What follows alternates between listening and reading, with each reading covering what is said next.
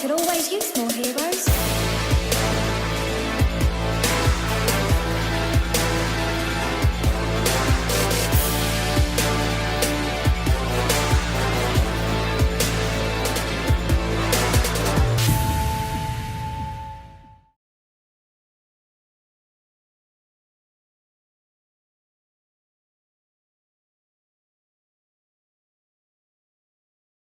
What's up, guys, and welcome back.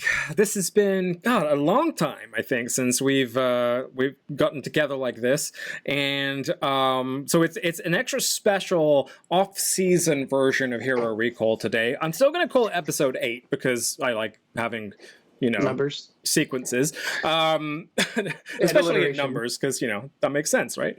But then I just there's been so much that's happened over this last couple weeks here with the off season of Overwatch, and I feel like I've been gagging to talk about it with people, but we haven't had any episodes lately. So I thought, you know what? Let's just forget about the character based episodes for a minute.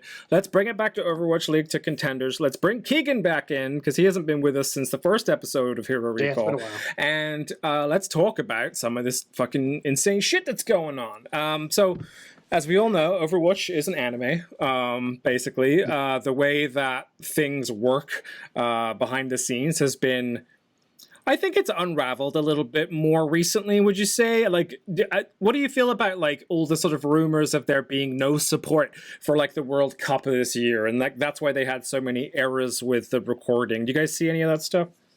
I did not watch a World Cup. You didn't? I just followed the news. Again, I rarely watch the stuff anyway. I just follow the results. James, before we started recording, said I'm a T-Mobile ad. Basically, I've got fun fact, I bought this jersey before the U.S. won, and then they won. I was like, I'm keeping it. Yeah, I for the record, everybody watching this, I think that the World Cup jerseys from this year were trash. Just so you know. Okay. I will say the production this year was real weird. I think I texted you, Tom, about it. Yeah. Because what was it? The Overwatch League had them bouncing from game NFL Red Zone style, which was good, but Overwatch is hard to follow in spurts and bits. So each channel had you had Contenders, you had Play Overwatch have their own games going on. So I didn't know about that at first. Yeah. I was very confused. It was very weird. So here's the thing. Here's what I heard anyway. And there's tons of rumors around this, but here's what I heard was that essentially the World Cup was not supposed to happen this year, and it didn't. And the reason why it happened essentially was Coca-Cola. There's a long story behind it. You can research it yourself if you really want to get into it. I didn't want to get too far into the weeds on that in this, but allegedly, they didn't really want to do it, but then they had a sponsorship thing, and they were like, "You are going to do it." So then they kind of got this thing that was thrown together, and then a lot of teams, I think, that came in from Iraq and some of the further out places had just the weirdest, shittiest time. They would come here, have no training facilities, not have any practice, and then they'd get knocked out in their first game, and then it would be see ya, have fun, guys. You know what I mean? Sorry, you raised $10,000 or whatever to be here, but so there was a lot of that, and then also the fact that they let the casters control a lot of the actual broadcasts. Uber was saying that a lot of when him and Mr. X were on screen, they were controlling that. They were cutting between when it was just them. They fucked up so bad at one point there was double audio, the type of thing we would do when we started out on YouTube. Forget that there's audio coming from more than one source. So there was some really weird shit that went on in the World Cup this year that kind of had me nervous. The other thing I didn't like was the desk was very unprofessional. Yeah. Because there's the same people from Overwatch League, and there's some play there, and I get you're going to have some fun, but there's a lot of moments that I felt if you're trying to get people into it, I think Overwatch World Cup, like I do the World Cup for soccer, that's one of the few times people are probably going to watch it. Or the grand finals of Overwatch League will be the one time people find it. That's when you got to be in your A game.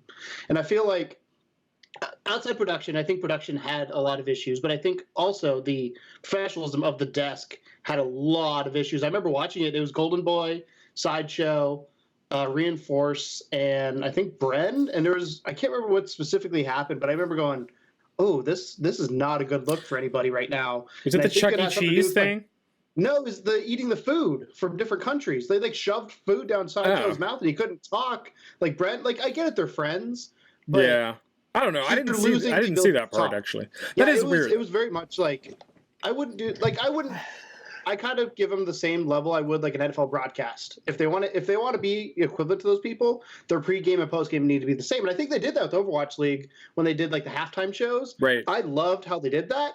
I think those were done great. I don't know why they didn't do it, if it's money constraint or whatever, why they didn't do it for the World Cup, or maybe just because there's too many games going on. That could be the honest answer. But every time they come back to the desk, I always felt like it was weird. And Golden Boy even made a comment at one point. He's like, I'm going to kind of just skip over what just happened and keep going, because he knew, you could see the look on his face that he's like, that was not something that should have gone down on here. Right. So that kind of stuff kind of felt bad. Or felt I weird. feel like there's a lot of that though with Overwatch League and with with esports. There's a lot of weird shit that goes on in general, but a bunch of nerds for sure. But it's like I hear a lot about contenders teams lacking money and finding it really hard to debate whether they should compete year by year, whether they should come back. I mean, we were talking before we went live.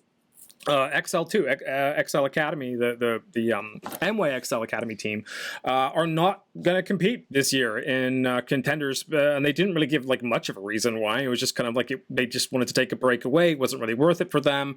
Me and James were talking about how a lot of it could be just because it's North American contenders versus Korean contenders, and a lot of people are going to Korea where the best talent is. But yeah, it almost seems like there's Overwatch League is where all of the money gets funneled, and then you have things that suffer outside of that immediate circle. So things like contenders, things like trials, things like Path to Pro, things like World Cup, they all suffer a little bit for the amount that goes into making the actual league work. And I think that's partly because they have to establish the league. I'm a huge NASCAR fan, as you all know, and I think NASCAR has the same issue. The NASCAR Cup Series, to run a NASCAR Cup Series is $20 to $30 million a year for a car. The teams that are in the Xfinity and the Truck Series don't have that budget at all, and it shows. In the Cup Series, you have anywhere from 1 to 20 cars that are really good that can win every weekend. The Xfinity and Truck Series, you have 1 to maybe 10, maybe 6. The Truck is 6, and it's that funneling of money of an organization who Coca-Cola or T-Mobile or whoever's sponsoring them, where they're going to get the most exposure, how much they're going to get for it, all that kind of stuff. And I think part of it is Overwatch League is starting to establish itself. I'm really excited for the playing in own cities and seeing local sponsors come on board, because I think that's going to be a bigger way to kind of funnel those academy teams. Broaden the horizons too, I think, for everybody, because if you can actually go to a live esports event close to you, then I think you're going to be more inclined to follow it in the long run. And I think having the contenders teams in the same cities as the Overwatch League teams is just going to help things better. Right. Living in LA is not cheap. And having people fly from China, from Korea, wherever is not cheap. And then they're separated from their families. I get if you go to Philadelphia, still same thing. You're still away from your family. But I also think the support system with your home fans is a different feeling than when you go to LA, where it's gladiators and that brings up an interesting question, though, and I was going to ask you guys about this. So a lot of what we see or what we have seen, and we're going to get to, don't worry, we're going to get to all the switches, but before we get to all the switches and this fucking insane there really is no other sport on earth that moves their rosters around as much as an esports team. This is insane, this offseason, with the amount of players that have moved already. But I think it's because it's not established yet, though. Yeah, that, and also I think people are just scared of losing money in it. So I think a lot of them are just going. They're so there was one thing that we were talking about, and that was budget versus super team. So basically, a lot of what people have been talking about is that some players or some teams and their GMs and everything are going for a budget model where they're just trying to save money where they can. They're not necessarily buying in that many new players, or they're investing in players that have potential as opposed to being proven already, and other teams are going the opposite way. They're just we have Comcast money. You're the New York Yankees. Yeah, the New York Yankees versus the Tampa Bay Devil Rays. And we'll get to that, like I said. But my question was, what do you think about these teams? So for example, here's a player, Nero. Right, Nero plays for Guangzhou Charge. He is the only Western player currently on Guangzhou Charge since they let go of Fraggy, and we'll get into that later. But Nero now has to live in Guangzhou for the remainder of the 2020 season. This is a guy who's from, I think he's from Canada or the US or something like that. It's Western anyway. So for him, like he's the solitary player that's going to be forced kind of to live in China to live out his dream as a player in the Overwatch League. How weird do you think it's got to be for those players that are like the one, like there's, and that's the same over here too, like with Striker is a Korean player, Kareev is a Korean player, but they're going to be in Los Angeles and San Francisco next year. So what do you think about that? Won't be in Los Angeles. Oh yeah, in Toronto. Thank you, Toronto. Yes, yeah. I've got to the switches. Can you tell I'm going to Toronto homestand? Sorry.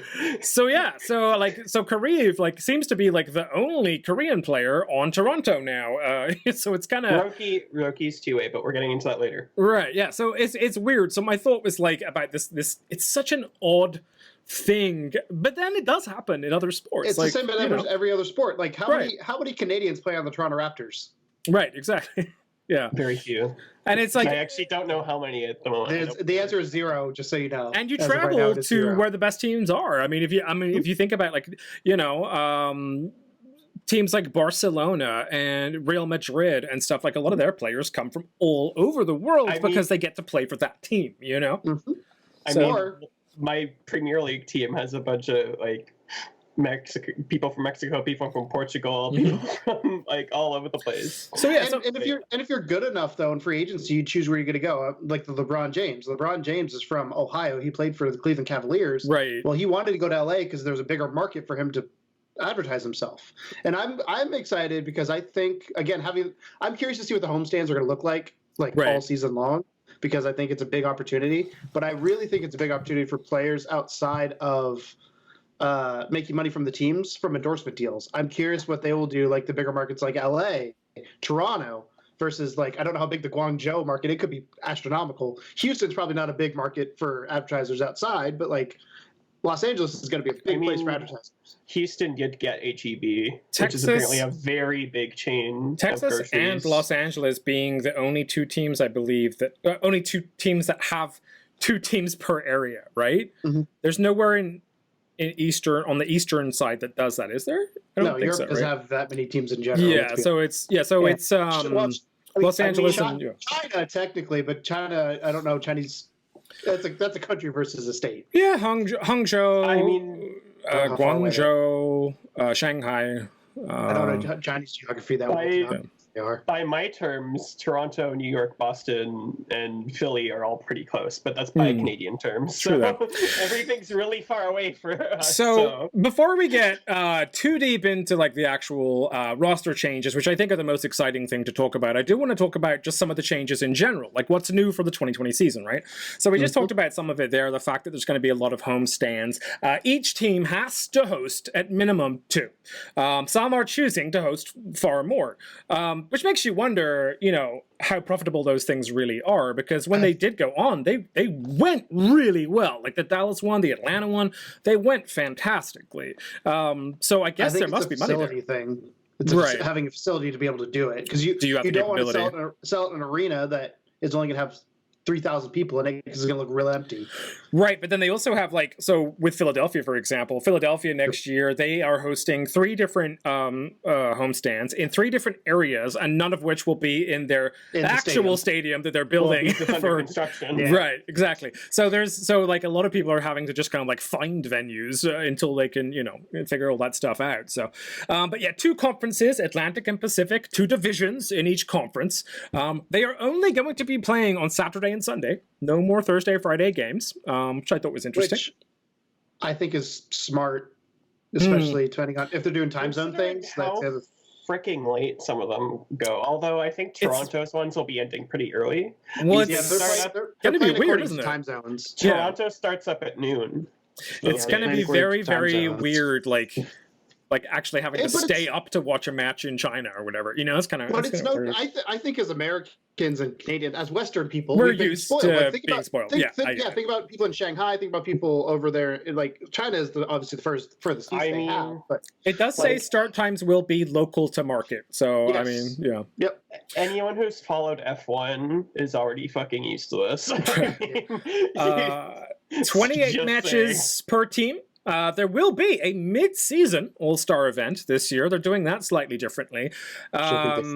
which I thought was kind of cool, actually. They're going to have like a mid-season like thing. And then also there's going to be season playoffs, no stages. So no stage 1, stage 2, it's just going to be the whole thing.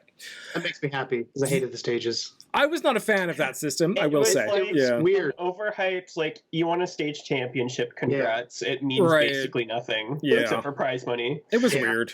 It was weird, but yeah. I mean, I guess it's bragging rights to some extent. It built the hype train. I mean, Shanghai winning stage 3 was kind of cool. Let's not deny that. That was very true. Very true. It kind of also heaps too much expectation onto them after.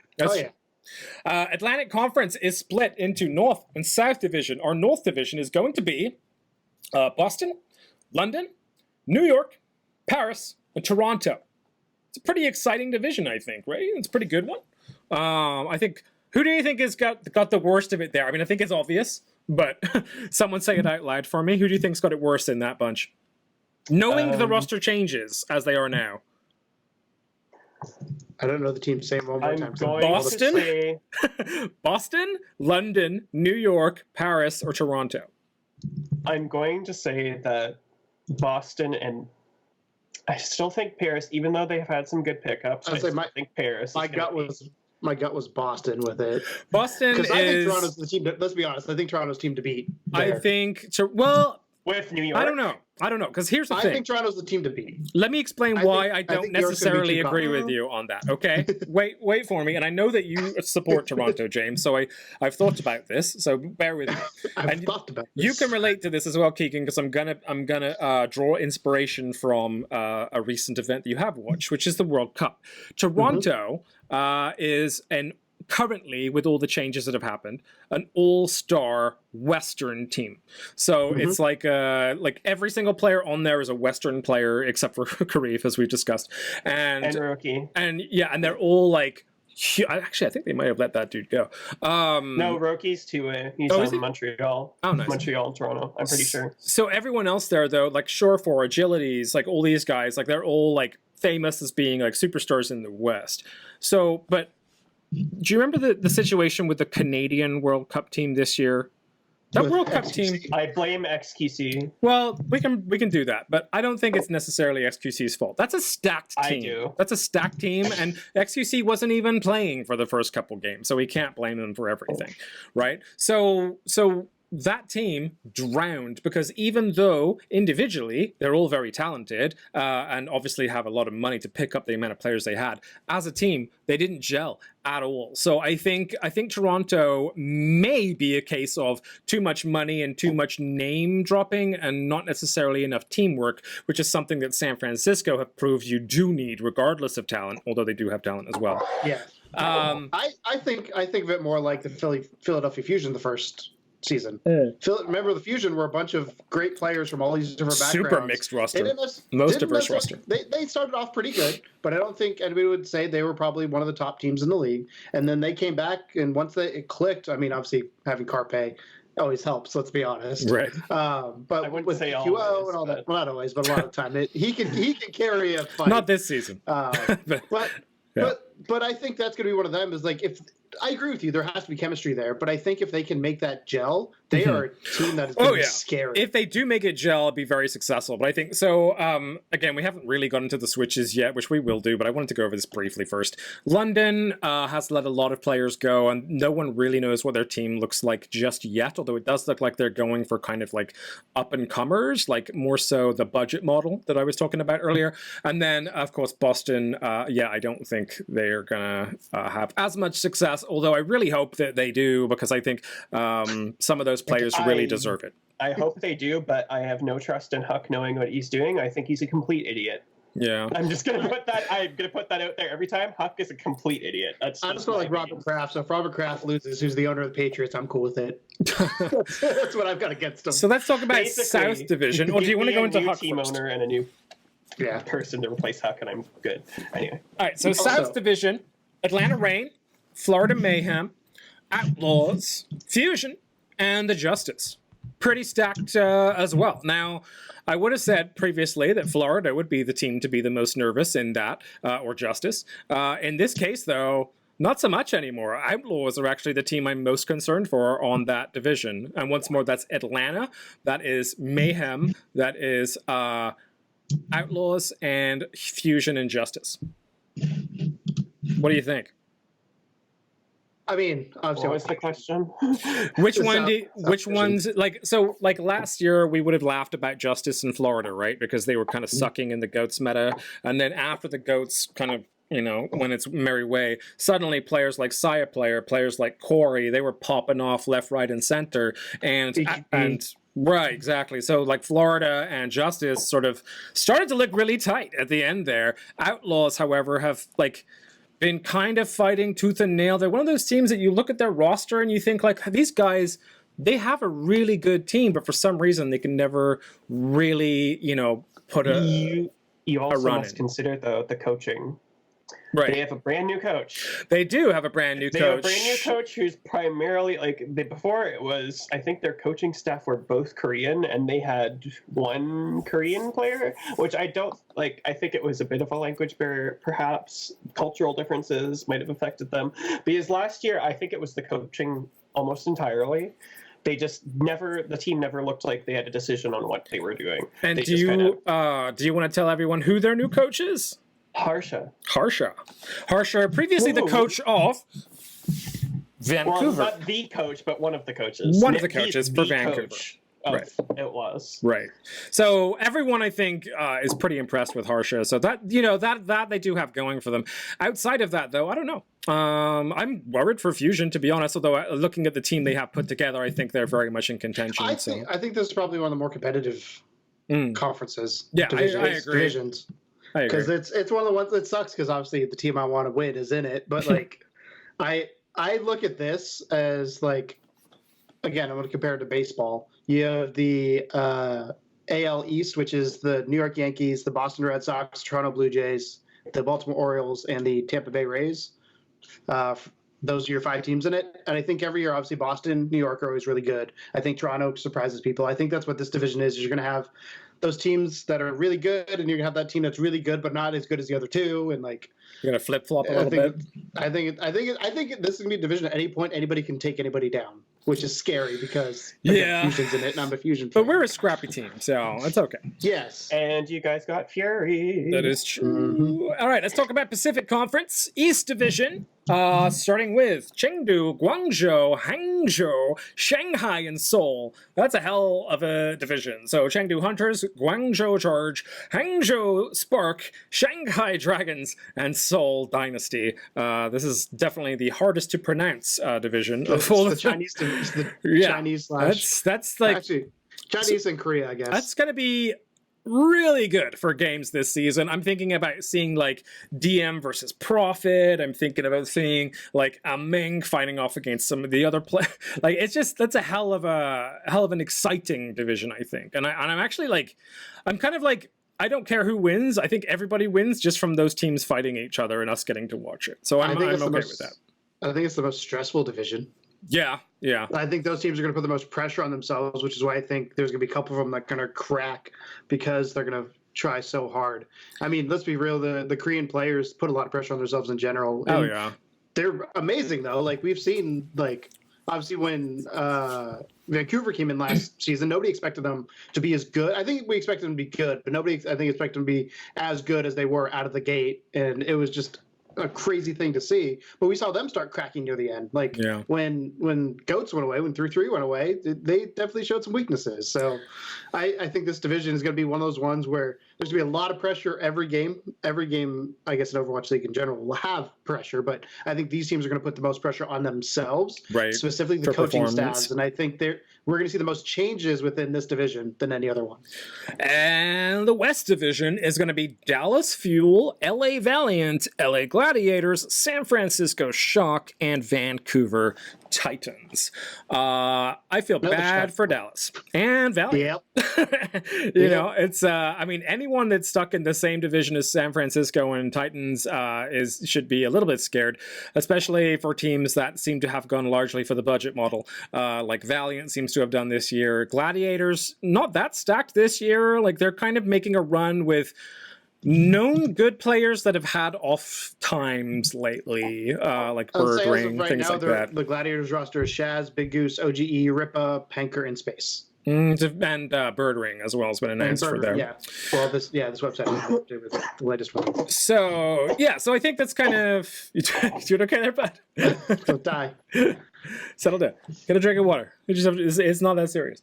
All right. So West Division looking pretty tight. But yeah, that's how it shakes down. So let's get to the actual meat and potatoes of the conversation here. Okay. So there's a lot of important dates to bear in mind that have happened in the off season so far. The first was September 30th. That was when teams could exercise players' contracts, negotiate contract extensions, or sign players from academy teams. That's when the start of that time period, and we did start to see some movement around then. October 7th was the next important date where teams could start submitting free agent player contracts and player trades to the league office for approval. And then November 11th was an important day, and that's today that we're recording. All players not under contract for 2020 season will become a free agent. So that happened today. Moving forward, the next important day is November 15th. That's when all teams must have at least 8 players under contract. And June 15th, 2020 is a cutoff date to sign or trade any more players in the offseason.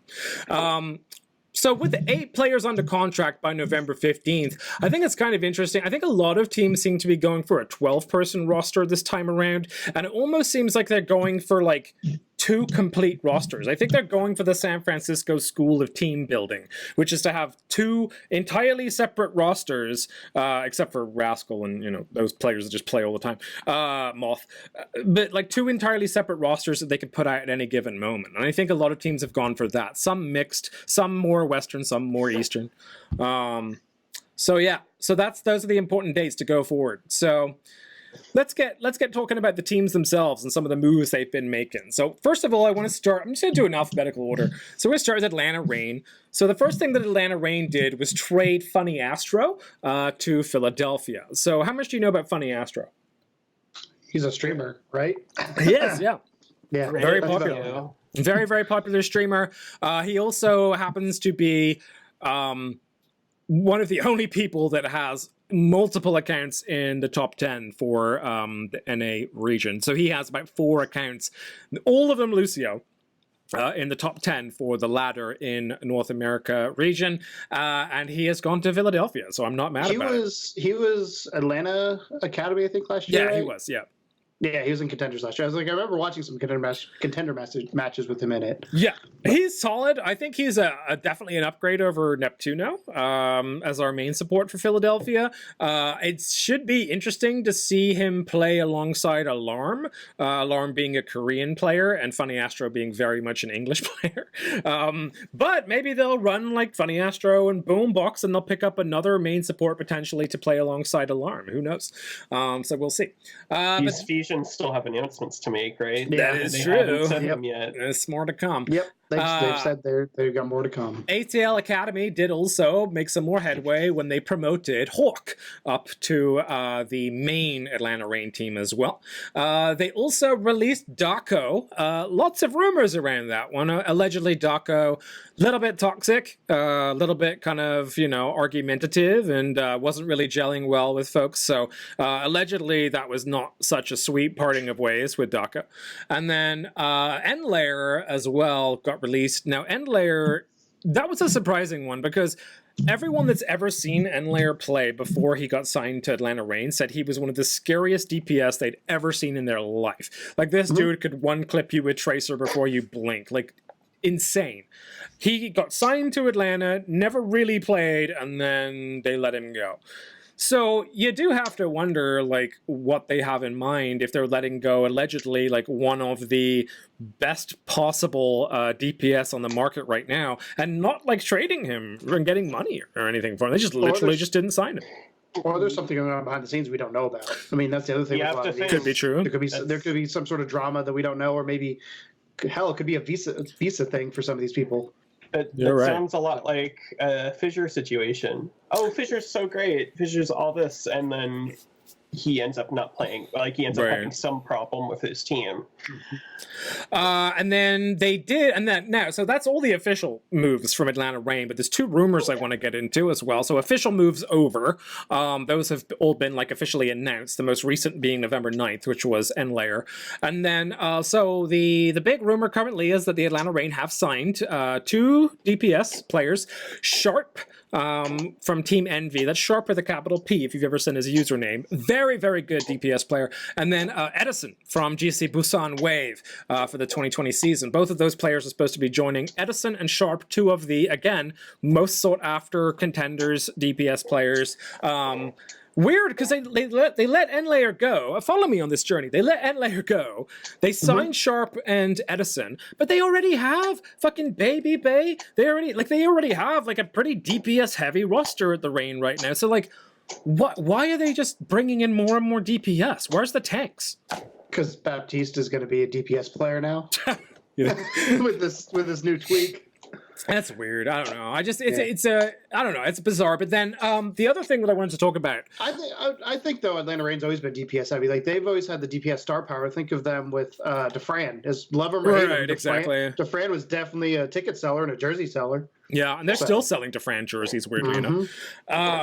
And so what I want to talk about, though, is the possibility, and this is a hardcore rumor, potentially starting it here as well, because I didn't actually get this from anyone. It was an assumption that I made. Which he got it from his brain. I got it from my own noggin. And that is that, you may remember recently there was a trials team. They were called Revival. And Revival picked up 2 very, very popular female streamers, Aspen and Fran, to join the team. And immediately, that's like enough star streamer power for them to start selling t-shirts. Within a week of announcing that those 2 pickups for their roster, Fran left Revival. Now, if you were a streamer, a Twitch streamer, that got signed to the same team as one of the most loved streamers out there, Aspen, who's like now with, Cloud9, all that other stuff, what on earth would make you leave that team? It has to be a better option. It has to be a better. So it's either contenders. She was with Atlanta Reign last year. No, she was a streamer for Atlanta Reign. She didn't play for them. So it has to be either a high-level contenders team or Atlanta Reign. That's all it can be. Or she got a sponsorship deal to stream more. Yeah, I mean, she's already getting paid by Atlanta Reign to do that, though. Like she's got enough money there. To counter what you said before, like she before was saying, "Oh, I don't think I'm going to go into competitive right now." After Aspen made her announcement, then she did sign for a team. Now she's off it, so I'm thinking she might also just be having second thoughts. You think she may have just backed out of it? Think about what Defran did. I mean, Defran stopped playing because he didn't enjoy it, and I think a lot of these streamers. The competitive scene, and I tell people, I joke with like, when you watch, Bertrand's been watching Overwatch League because he's trying to get better at the game, and I go, Overwatch League is different than ladder games. There's a very big difference in how you play, how you prep, obviously the time invested. These streamers play hundreds of hours of this game, thousands of hours of this game. People who play competitively play thousands of hours of this game, but I think there's way more pressure on you to be a competitive Overwatch player than there is to be a streamer. 100%. And do you think she would be scared to potentially go competitive, not like it, have to come back to streaming? Here's the thing, though.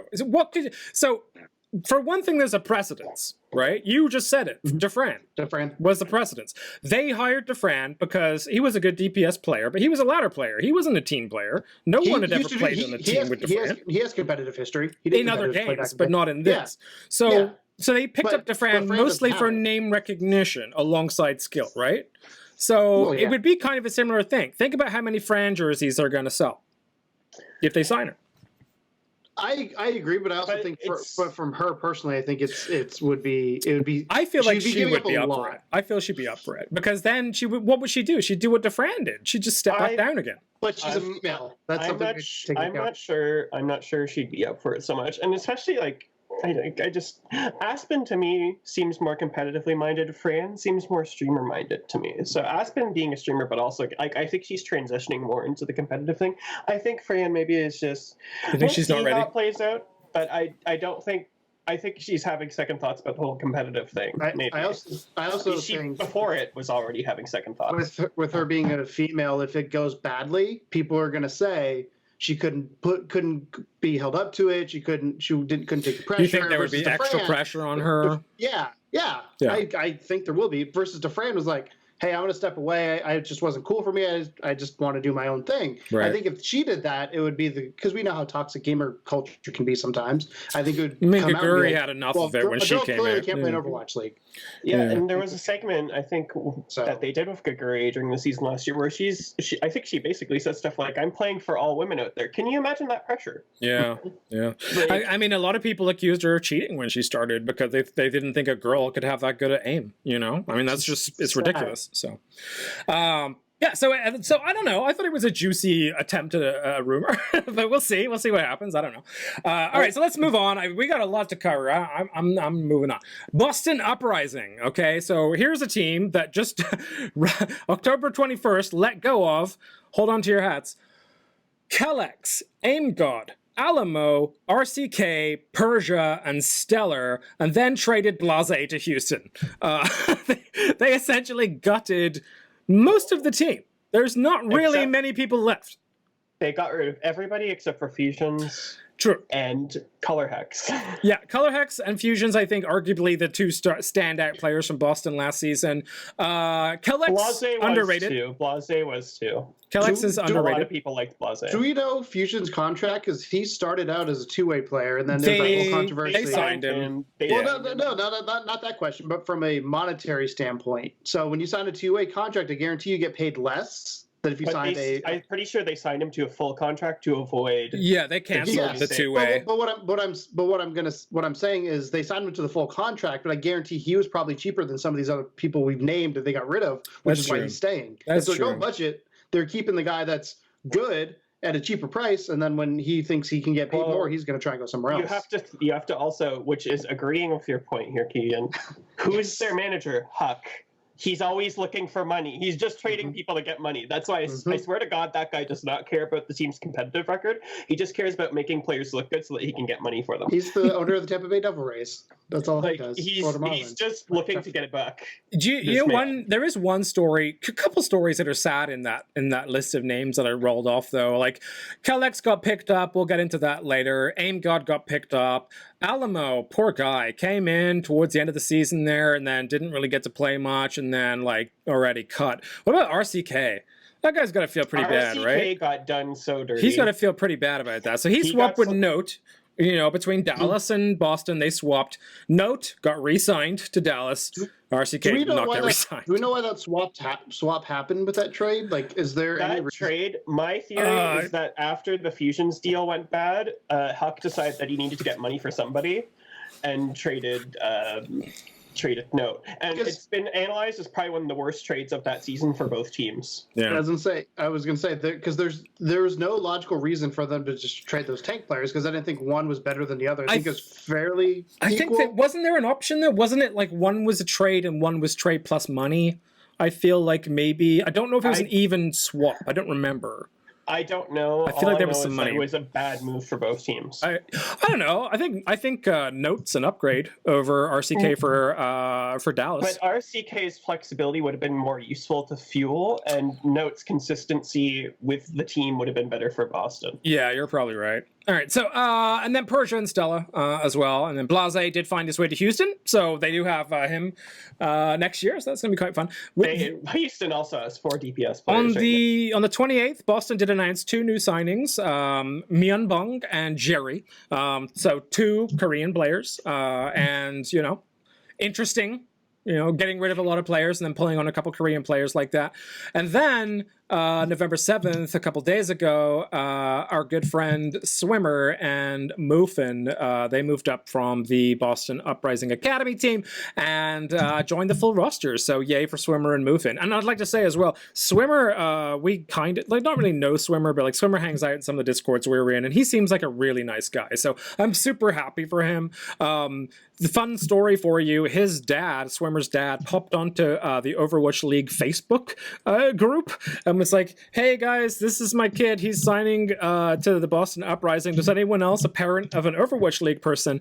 And I happen to know, so Zachary from Dallas, his mom, Liz, I know her a little bit from card trading. So I managed to get Liz to join the Overwatch League group and talk to Swimmer's dad. So now I have two Dallas Fuel and Boston parents helping each other out with being in the Overwatch League. I think Zach's mom knows a bunch of the other Overwatch League She's moms awesome. too. Yeah, she does. She was one of the moms in the segment on Mother's Day, I'm pretty sure. So. Yeah, Raucus's mom's really big into it. Super's dad is huge into that stuff. I think Super's Hydration's mother was also Hydration's mom, into... yeah.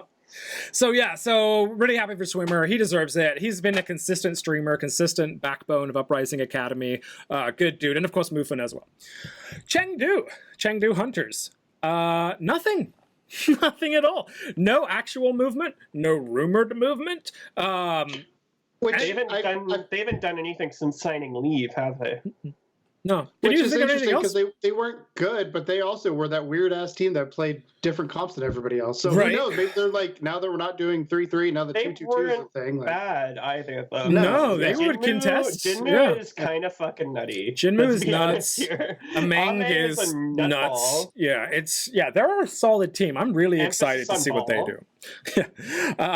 But Dallas did make some moves, so let's talk about those.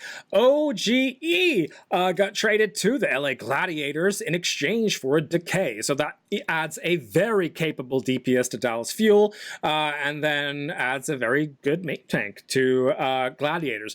Do you think that Gladiators signed OG for skill or marketability? Probably a bit of both, actually. Yes, OG's fairly good. Yes. Yes. I think he was mostly dragged down in Fuel by Fuel being Fuel. That's just... So I think he'll do good on Gladiators. But then they signed another tank to replace OG.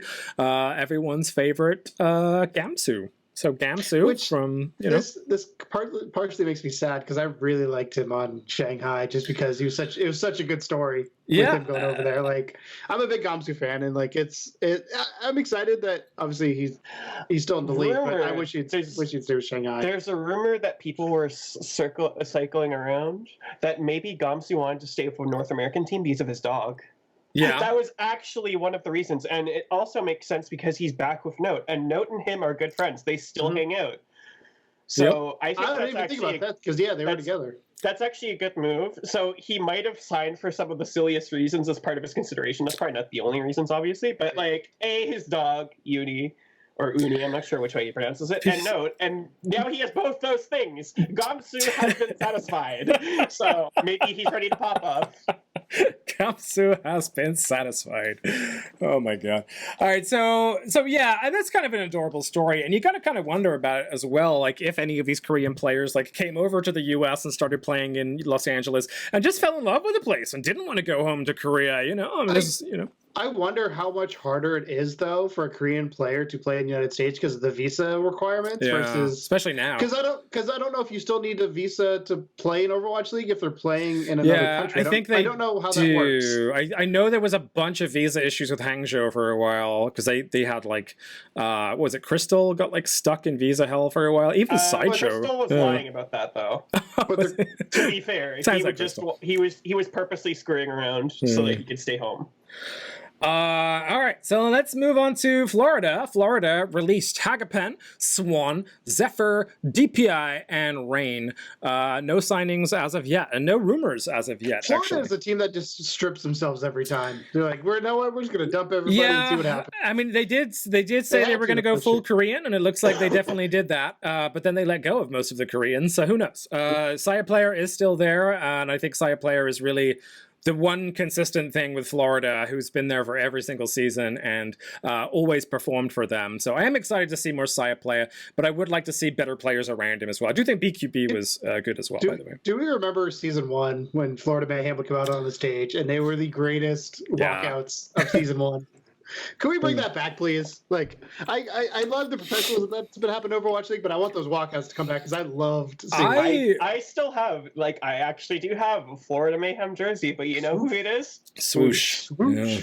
because that man is amazing. I will say I do really like Florida's like Miami shirts, like the blue and purple vibe shirts. Those are sick. I don't like the purple pink. Some people say it's pink, some people say it's purple. I think it's some weird, like, just like not either. Maybe because I have 80s a problem. kind of. I have a problem detecting like blues and purples for some reason. I have no idea what it is. My eyes just are confused by that, and I get some weird vibe from that purple. That's just a style thing. That's my eyes being stupid. Okay. But yeah, I think the superior pink is Spitfire pink. Weird purple vibes.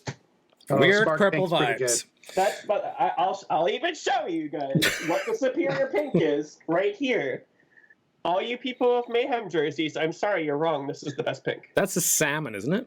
Or coral? Is that pink? Actually, no.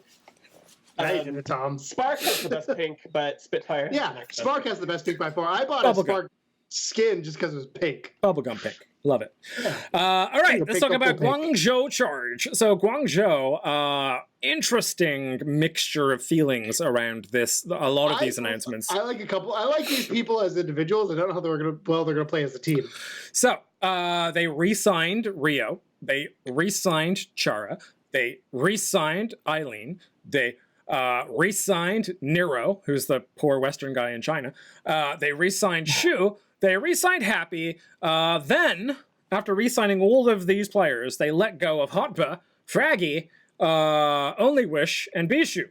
And Rise retired, I believe. So Hotba, poor Hotba and Fraggy from the ex-Philadelphia crew, both of them gone. And Hotba was good. Don't give me like Hotba. I fucking hated on Fusion, but he was good on Guangzhou. I'll give you that. Mm-hmm. He played well on Guangzhou. I think unleashing the DPS Hotba definitely was a good idea, and I think he did well there. I'm really sad about Fraggy and Bishu. Can we free Fraggy again? Fraggy just keeps getting fucked over. Fraggy does not get to fuck. Fraggy to me is the Reinforce of the Overwatch League, where he just gets overlooked by everybody. Reinforce, I think a lot of people like Reinforce on the desk. I know I do. I think he's a little weird at times, but Fraggy is a similar personality of just like, man, he's just a lovable guy. I want to give him a big hug. I'm like, I'm sorry. I think Fraggy might be looking into coaching though, maybe. Because didn't he coach Finland at World Cup? I don't know if he coached them, but I think you're right. I think his age is gonna let him down a little bit here. It sucks to say it, but like when you're in esports, I think the age range is so much younger than traditional sports. Like a lot of these players, like they're done by the time they're 21. You know what I mean? Just because literally, like as you get older, your reaction times get slower and you get naturally worse. It's kind of weird, but I think that Fraggy is kind of at that place now where I don't see him as a starter. I do see him as either a really good pickup for a contenders team or for like a backup main tank, which possible team could use a backup main tank right now. So you know, that would be nice to see him back on Fusion. But it makes me real sad. It does make me sad, but I think his age is gonna betray him a little bit. He got done dirty too. Fusion just straight up fucking replaced him with Sato, and it wasn't really an upgrade. Not even a little bit. All right, so Guangzhou. His improvement was so big when he was on Fusion Season 1. Just saying. Other coaches from other teams were even saying it. The rumor mill, though, has a couple interesting things in mind for Guangzhou. The least exciting one is that O2 Blast off tank Krong has joined them. The most exciting of which is that former Philadelphia Fusion support Neptuno is going to be their new main support. I love Neptuno because it's Neptuno. Like I love watching the guy in the World Cup. I think Neptuno was good. I think he is at the point where he needs to either kind of like Fraggy, it might be get into coaching or get out.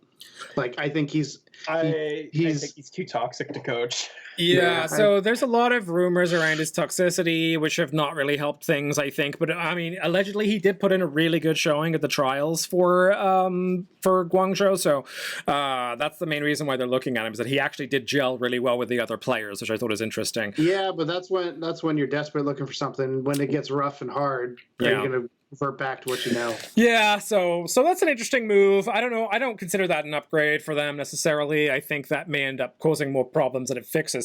Hangzhou Spark have released Revenge, and they also re-signed Bazzi. So that's pretty much the only major moves they've made. Those are both today, by the way. I think a lot of them are going to end up re-signing. I think Gushui is a given at this point. The website I have says Godsby, Gushue, IDK have all been renewed. Oh, I must have missed that. Thank you. So, Yeah, I thought they had been Bebe already. as well. Yeah, Bebe, yeah. Fedora, Rhea. So pretty much the whole team is still there except for why Revenge. would they change? They had a pretty good year last year. They were kicking ass. They were like a lot. I didn't feel like a lot of people were talking about, but they were like third or fourth best for like a lot of the year. I think it's because the Titans were doing so well at the beginning of the year, and then we're kind of at the end of the year, like they just got overshadowed by everybody else. The meta really fucked everybody, I think. I mean, it fucked everyone in the first season. If you think about it, when Goats sort of happened, because it went from Dive to Goats between stages 2 and 3, right? In season 1, we also had the Mercy meta for the beginning of it. Right. So we had the Dive meta, and then that transitioned into Goats around, I want to say like mid stage 4, maybe mid stage 3. No, Goats wasn't even a thing. Yeah. It definitely wasn't 4. Goats was not Ghost. No, it wasn't. I remember the Mercy. You remember when Fusion got into, I think, grand finals, or they beat NYXL. They beat NYXL because NYXL, like when we knew that we had beaten NYXLs, they panic switched to Goats. That's how we knew we won. Because Goats was not established yet. Interesting.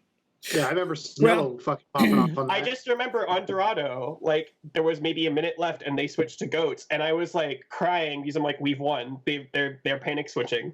And then on top of the switch from over to Goats, when we went into the season after that, we had this kind of double shield meta that we're in right now, which is, love it or hate it, we're in it, which is kind of more open, I think, than a lot of the other metas have been, because I think a lot of the other metas, like they maybe had a little bit of switching around at the beginning, but they became pretty well established to be an exact 6 players. Like all of them were like, you are playing. I would argue that these. Dive wasn't really like that, because you often saw on like control maps, you'd see a McCree get pulled out and all these different things. Fair, but on the Goats other maps, definitely it was very established. Dive was pretty much to begin with was Tracer, Genji, and then you had your Monkey Zen. and Diva, and then your Zen and Mercy.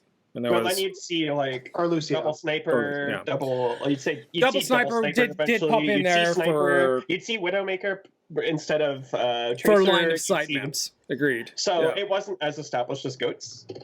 Goats was very established. It was pretty much Goats or Somber Goats. With double shield meta coming into play, though, they have this kind of situation now where you're seeing a mixture of like this May Reaper and then Doom Reaper. We're seeing Hanzo making a resurgence recently. Like there's some people are still playing Sombra. It's been very, very weird I recently. find it interesting that during the metas, that the only thing that really ever changes is DPS. Your tank and your healers tend to be the same. Once the meta's established. Diva's kind of dead right now. Yeah. And Diva was previously in everything. Let's talk about Houston. Outside of signing Harsha as the team GM, Houston Outlaws have released Arhan. Arhan, one of the old guard from the Korean contenders teams. And then Hydration. From the Gladiators got pulled in, so Hydration. The one thing we don't really know about Hydration yet is exactly what he's going to be playing, because Hydration's one of those gifted players that can play fucking anything, like Rascal. So he could be DPS, he could be a tank, he could be a support, who knows? They're going to throw him wherever they want to, and he's going to fill that gap. They did re-sign Boink, and they acquired Blase from Boston, and then they released Bonnie as well. So I actually thought Neptuna would be going to Houston, so I was surprised when I heard the Guangzhou. Ottawa boy. Sorry, Bonnie's from my hometown, so Bonnie is best boy, and Bonnie is gone, unfortunately. We wish him the best, though. I hope that is it weird that whenever I hear the name Bonnie, I immediately think of Lucio? Like that's immediately where my brain goes is Lucio. He actually did play a lot of Lucio. People knew him as a Mercy, but he actually did play a lot of Lucio. He transitioned pretty well. I think Neptuna, let's be honest, just because Battle Mercy. Okay, London Spitfire. So one of the more controversial off-season team choices. And the reason James is laughing is because he decided to be a London Spitfire fan right before their whole team left. That is that Nuss, Guard, and Birdring were let go. Then Gesture and Profit were sent to Soul Dynasty. They did sign Bernard and Fuse from Fusion Academy, and they traded Fury to Fusion. And this is brand new, last couple days stuff. They haven't even put this on the official page yet because they haven't said it officially. They released it in weird meme videos. But they signed Genji, DPS, Glister, and JMac is also from LGE Huya. He's a very, very good main tank, great positioning, deep hero pool. So good main tank, and Glister, definitely one of the most sought after, probably the second most sought after DPS player outside of Sparkle as a pickup. So also notable for London is that they actually have a head coach now. True. They have a head coach now, and they have a head coach. They have an assistant coach, and I think their manager is also a former Fusion related person in Hunmaru. Oh, nice. Hunmaru notably being a streamer for Fusion at one point. I think he's a manager now for Spitfire. He's assistant manager, yeah. So let's talk about London for a minute, though. Because, I mean, this was the first one that everyone was like, oh shit, boys, F5 season's in full effect. And that's when they had the Prophet and Gesture news, when they both sent those off to Seoul. I mean, I think it's pretty obvious that the reason why Prophet and Gesture signed for Seoul is because they want to be in Seoul. Or they got offered more money. I mean, yeah, they would have got offered more money, but let's be honest, like, if you're a Prophet and you're basically like the belle of the ball as far as, you know, people seeking out players, you're renowned for being literally the best DPS on the planet, and then you're with your like longtime teammate Gesture, who's also renowned for being like an incredible player as well, then you pretty much can command anything you want from wherever you are. I do think that maybe London didn't have enough money to keep him, but I do think that there's more that went into his decision to leave than money. I agree. But I think the reason London's roster did what it did is because they just couldn't afford it. Yeah, I think partially that and partially localization. Because again, it was the whole Korean team. It's the whole reason I wouldn't support them from the bat, not because they were all Korean, but because I wanted to support English players, so I supported Boombox instead, and I'm still with them. But yeah, I don't know. I think I think Glister and JMac is huge pickups. I do think letting go of Fury was, I mean, great if you're Philly, not if you're London. I do think Bernard is an excellent tank. I do think Fuse is good too. So I don't know. I mean, they let go of a lot of just like world-renowned players. Yeah, world-renowned. And then they picked up a lot of like good but untested players. To me, this feels like, again, I'm going to use sports analogies for other teams, but this feels like to the team that tried to make the run to the championship, didn't quite make it, and they feel like they didn't have enough of the right pieces in place, that they kind of have to rebuild instead of reload. Right. I think that's kind of where they're at. Is like I don't think they were missing that one thing. I think they were missing a couple pieces, but the pieces that they were missing last year weren't far off from winning the championship. If that makes sense. And it also feels like some of their star turns, like Birdring, and were kind of just fading. Like, I don't feel like Fury, definitely not. Gesture, some of the metas weren't in his favor this year, so I don't think I'd put it on him. Prophet was probably thrown off by the whole goats thing, to be honest, because Prophet's still nutty. But I feel like there were other things in the team, like support line. Bedosian's still good, but I don't know if he's really as good as he used to be. And there's just a bunch of stuff going on. I feel like they were just like, why continue with this? Right. And they might be, I think with all these new people they're probably getting, they might be a bit like a Spark situation where it's like, these are probably some of the best people you've never heard of. Right. And they could be like doing really well next year. So we really don't know what to expect. I think it's going to be interesting to see what happens. I think like they have got a Korean roster again, with Glister and JMac on there. They still have Bedosin on there. I think they're going to go for the full Korean roster again. But yeah, it should be interesting to see. And Bernard Fuse as well. So Los Angeles Gladiators, they traded Hydration. Intriguing of all the things that has happened. Well, I don't know. There's been some crazy ones. I think Toronto's one of the more interesting ones. Yeah, that's true. I forgot about them. Gladiators, they involved the Gladiators. They traded Hydration to Houston. They released Roar, who has been picked up since. Rumor, by the way. They have re-signed Shaz and Big Goose. Of course, they had to re-sign Big Goose. And then they signed Space in place of Roar, and then they traded Decay for OG, and they signed Birdring. Those are the official moves been made. You missed a big one, bud. What's that? good old Surefour. Yeah, Chauffeur left, and no longer on the he team. went to Toronto. Rumor-wise, the Los Angeles Gladiators have signed former Mayhem Academy and Revival support Paintbrush and DPS player Mira from Boston Uprising. Mira, nutty DPS player. But yeah, no, I missed Chauffeur. Yeah, well, actually, you know what? I'm not going to blame myself for this. I pulled these stats from the official Overwatch page, Overwatch League. Put Chauffeur left your fucking team on there, so people who are doing podcasts don't look silly. Can I just say that I want to become an Overwatch professional player just so I can pick a weird ass name? Right? Like, That's what I'm saying. I don't know what mine would be, but I already know what mine would be.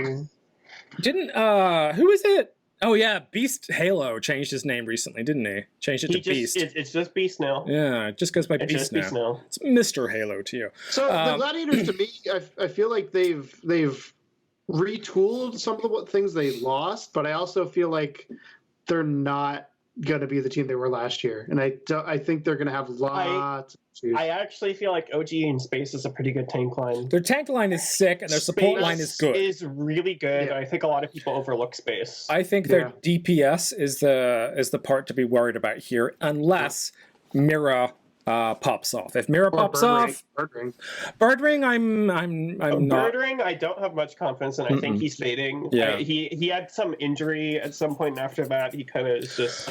I'm not sure. I love Birdring as a player. I think he's really exciting to watch when he does pop off. But I kind of agree. I think it's going to be a lot of pressure, like undue pressure here. Not to mention the fact that he's going to be in Los Angeles again, so he's not going to be home. I think losing Surefour and Hydration are big hits. They are. Those are big. Do you know who those are bigger hits for, though, than the Gladiators? The fans. The fans of the Gladiators fucking loved Surefour and Hydration. Those are the main two players that most of the hype was around. Both gone. Still got Big Goose, though, so, there's that. Goose. Los Angeles Valiant. Definitely one for the books. So they released Space, obviously. They released Agilities, and they released Kariv. They signed Apply, Ladder Monster, Dreamer, very good player, Lastro, and Slur. I am unfamiliar with either of those.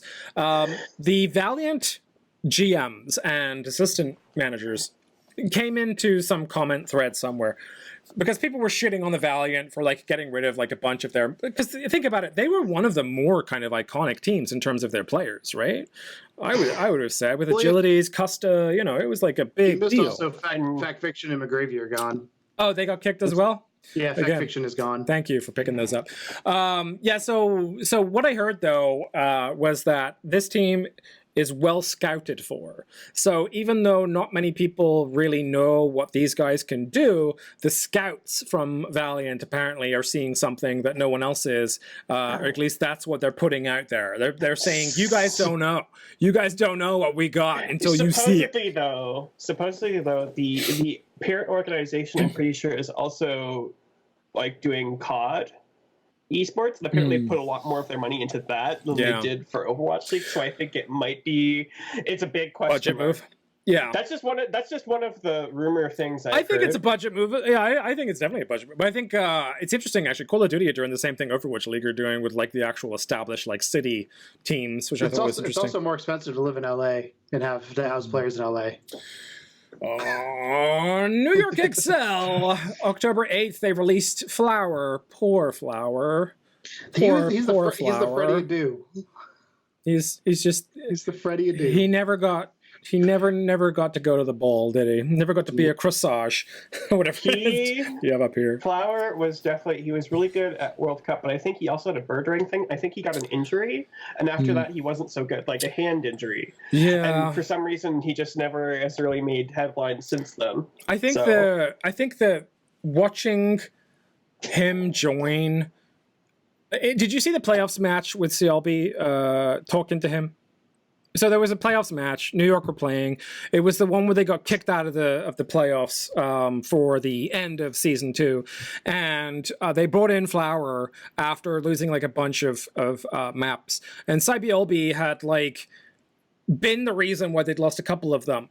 But there's a some cameraman caught this moment where Flower was crying, like he was like just fucking shaking, like they had his hand like in the shot and he was like just like shaking, and then Cybiolbi like grabbed his hands and like held him and was saying, hey, you're here because of mistakes that I made, and you know, just do your best. Like he like put on this fucking Coach Carter speech to Flower, and apparently, you know, Flower felt a lot better after. So now I'm like, Flower is precious and we must protect him from all of the bad things in the world. He's such a shame that they released him. It's really interesting. It's called the Yips. I don't know if you guys have ever heard of it, but that's the official term for it. But it's the Yips in sports. And what it is basically somebody who has come out and has excelled really well, but then when they make it to a certain stage, they get basically stage fright and quote unquote forget how to play or have issues while playing. And it's actually, there's a psychological and physiological effect to it for a lot of people. Some of it's in your brain, but there is some people like their blood vessels will clench. It's your top rib actually where it'll clench and make it so you can't feel your hands and you can't have any sort of sensation, which obviously when you're playing a tactile game or something where you need to feel what's going on makes a difference. So I feel like that may not be what Flower has, but it is a thing. No, you're right. It's a variation of that, I'm sure. Having so much pressure on you. Yeah, and you know what? If he never popped off in that 2017 World Cup, then there's no pressure on him. No pressure. But he kind of accidentally put the pressure on himself by just having the game of his life on Widow like multiple times. Yep. I would say anybody who cares, look up Rick Ankiel from the Cardinals, St. Louis Cardinals. It'll describe the Yips in a perfect. The other huge surprising release from MYXL was Mecco. Mecco got let go as well. Surprising. They don't have a good off-tank, and they never picked up Fury, which was the big rumor, was that Fury was going to MYXL, but no. And I would arguably say that Mecco is probably the second best main off-tank to Fury. So big loss there, right?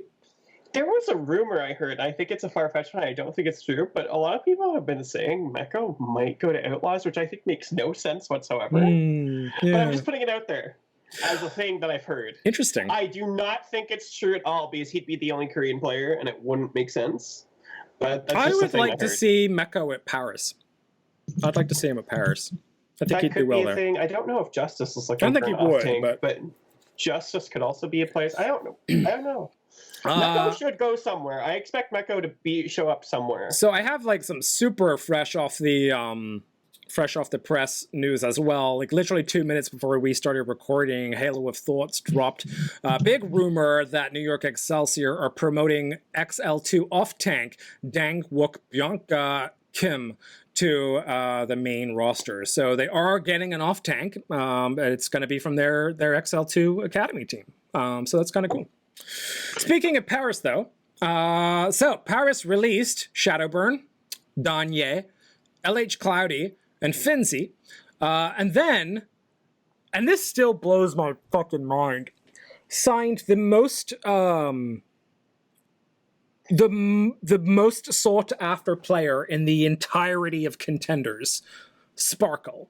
Sparkle renowned for playing Doomfist when you weren't supposed to be able to play Doomfist, right? Sparkle was just fucking nuts. And everyone was convinced he was going to a Korean team. He was going to Seoul Dynasty, he's going to London, that's why they got rid of Prophet.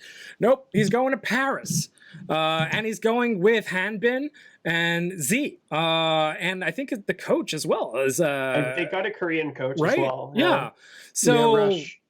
crazy, like Paris, the team you think are going to be the most North American or like, you know, EU region based team, signs a bunch of Korean players again. So I don't know what happened there. I don't know how much money they threw at him.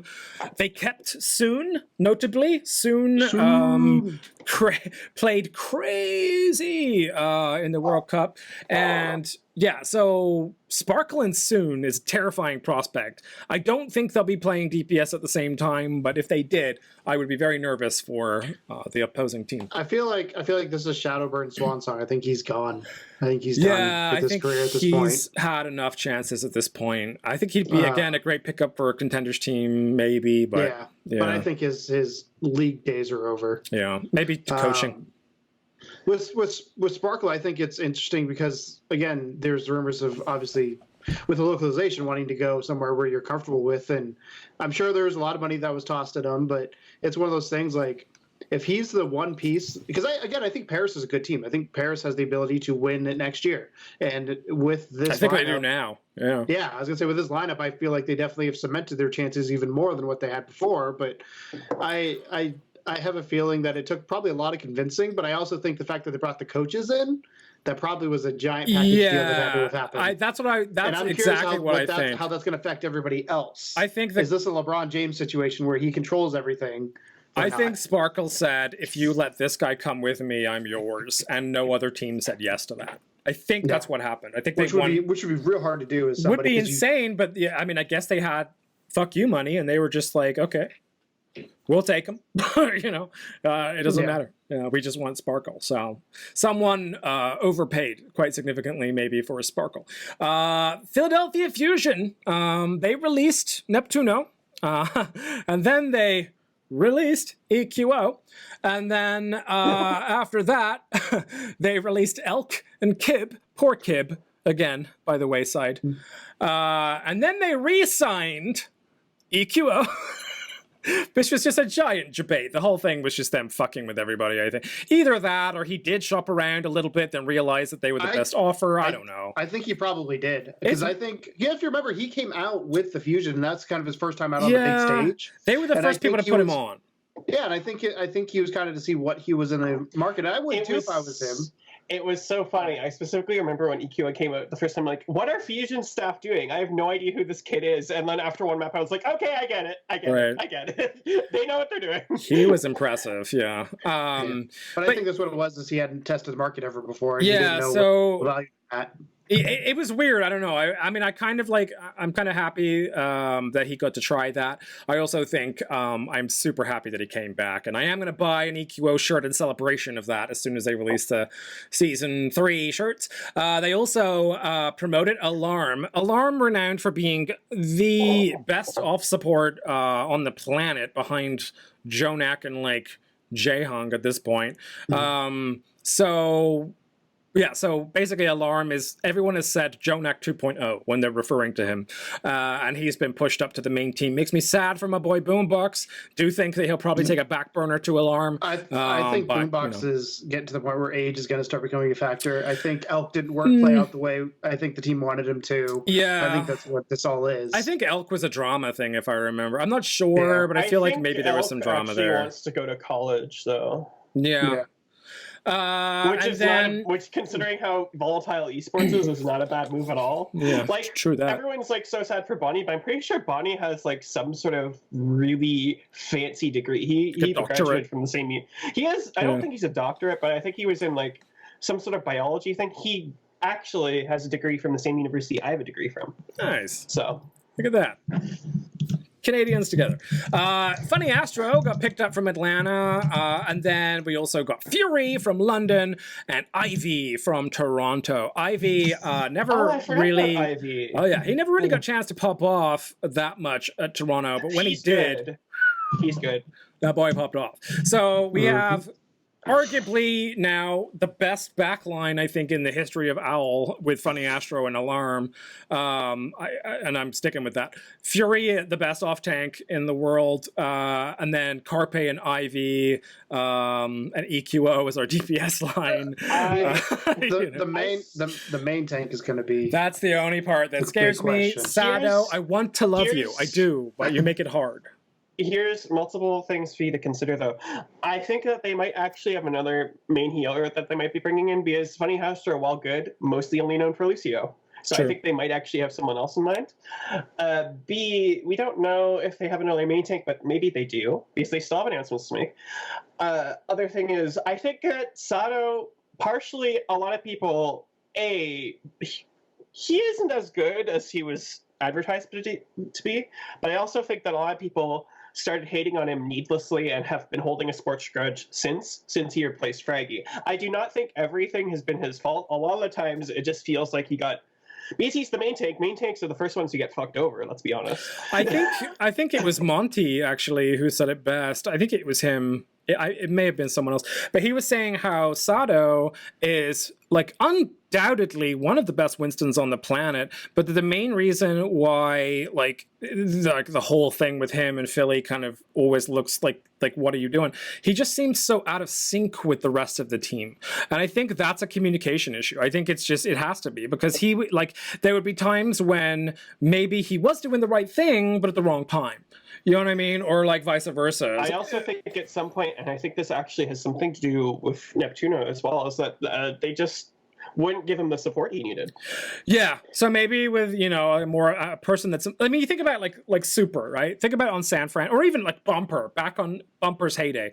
How many cooldowns were dedicated to Bumper when he went off on one? Like the whole of the Titans was just throwing like bubbles and heals and everything at him to let him do whatever he wanted to, because they knew he was going to be hyper aggressive. And I don't think that Sato has that kind of support from Boom and Neptuno that maybe he needed. But, Alarm and fucking Funny Astro, maybe. Who knows? We'll see, I guess. But yeah, I think it's this two-way thing where Sato perhaps isn't as good as people advertised him to be, but he's also not as bad as people say he is either. I think it's this two-way thing. We will still have to see, though. He might be frigging amazing. If Fury is, if you have an all-Korean tank line who actually communicate together, that might be the thing that they're missing. Yeah, he's the Rick Schmitz of Overwatch League. Go look that guy up, NBA fans. Okay, San Francisco Shock are world champions currently. They only released one player this offseason, and that was Nevix. I don't think they have a young core. They don't need to do shit. I mean, let's be honest, San Fran have probably are the team that has it the most figured out at this point. Not just because they're world champions, because when you look at their team, they have it figured out. They have two rosters that are perfectly in unison with each other. They have so many different looks and things you've never seen before. And they have Sinatra, who's like literally one of the most insane players on the planet. Literally everything. Let's think about it. They have not the money from energy as well. They have fan favorites. They have people that... Everybody loves Rascal. Everyone felt so bad for Rascal when he was getting moved around teams, and then everyone was so happy to see him on Shock doing well, deservedly doing well. Yeah. Violet, and getting the Choyobin, probably the other best off tank. Choi, I actually think might be the best off tank. I think why the team works really well is their chemistry. Because if you think about it, I think we have to agree. I think Super and Sinatra definitely get most of the limelight. Choyobin, I think, as James said, is probably one of the best players, if not the best player on the team. I'll place him above Meko, by the way, in my list of off tanks that I said earlier. Choyobin is above Meko. But Choyobin takes a back seat from a personality standpoint, so he doesn't think if Choyobin wanted to be the big personality in the league, I think that would cause a lot of strife in it. So they have the personalities that mesh well, because I think my big concern with them is obviously Super and Sinatra are best friends, but those two could obviously feel like a clique inside of this, and if they don't get along with everybody else, then you start having this rub going on. And I think that's what happened last year, is it all clicked.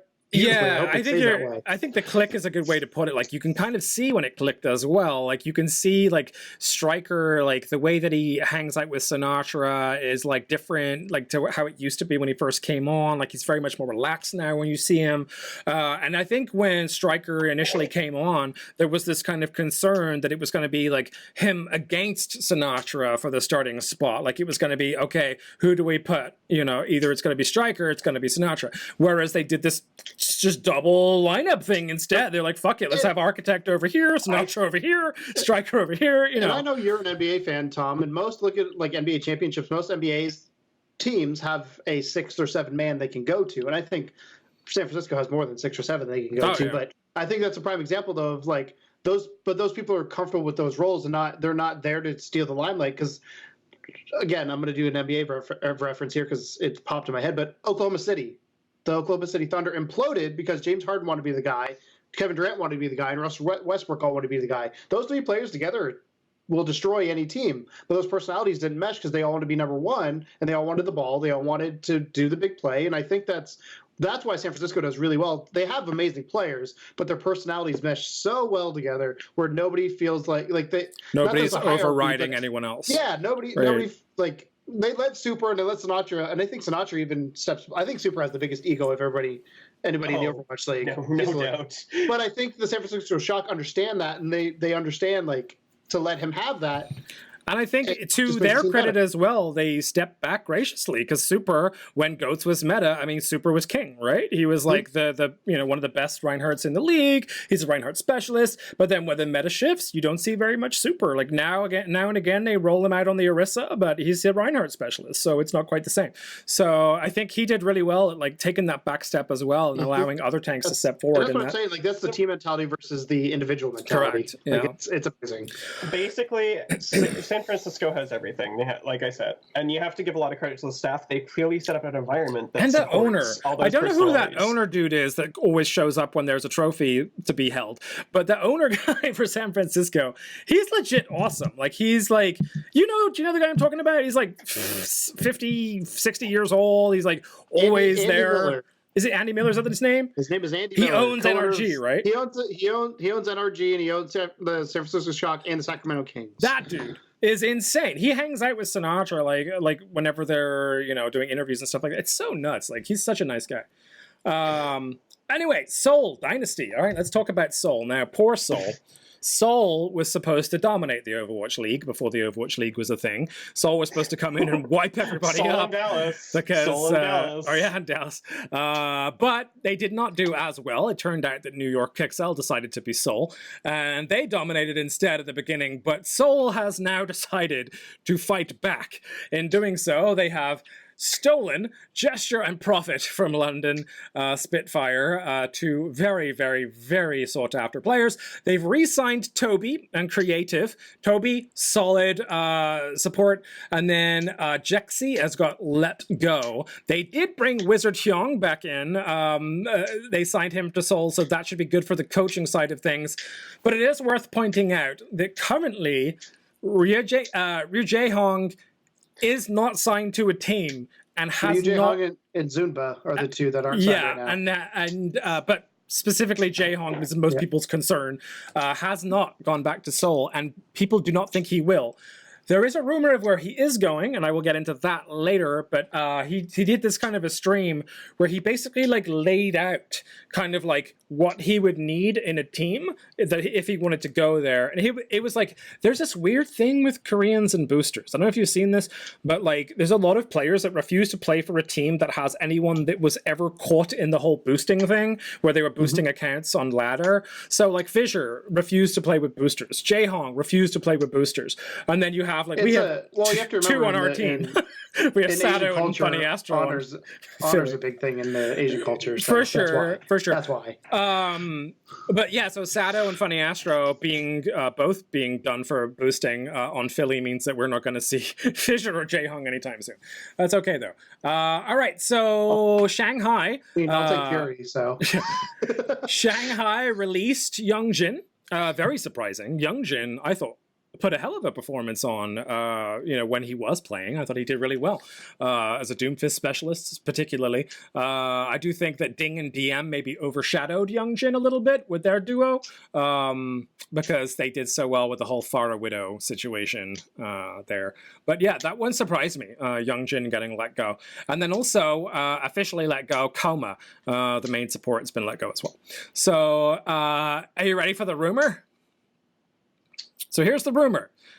Lip, who's a DPS player from Blossom, Fleta, who's a DPS player from Seoul Dynasty, Stand One, who's a main tank from Gladiators Legion, Void, who you remember from playing for Gladiators before, and Lee Jae-gon, who is the runaway main support currently, or whatever, have all been rumored to join Shanghai.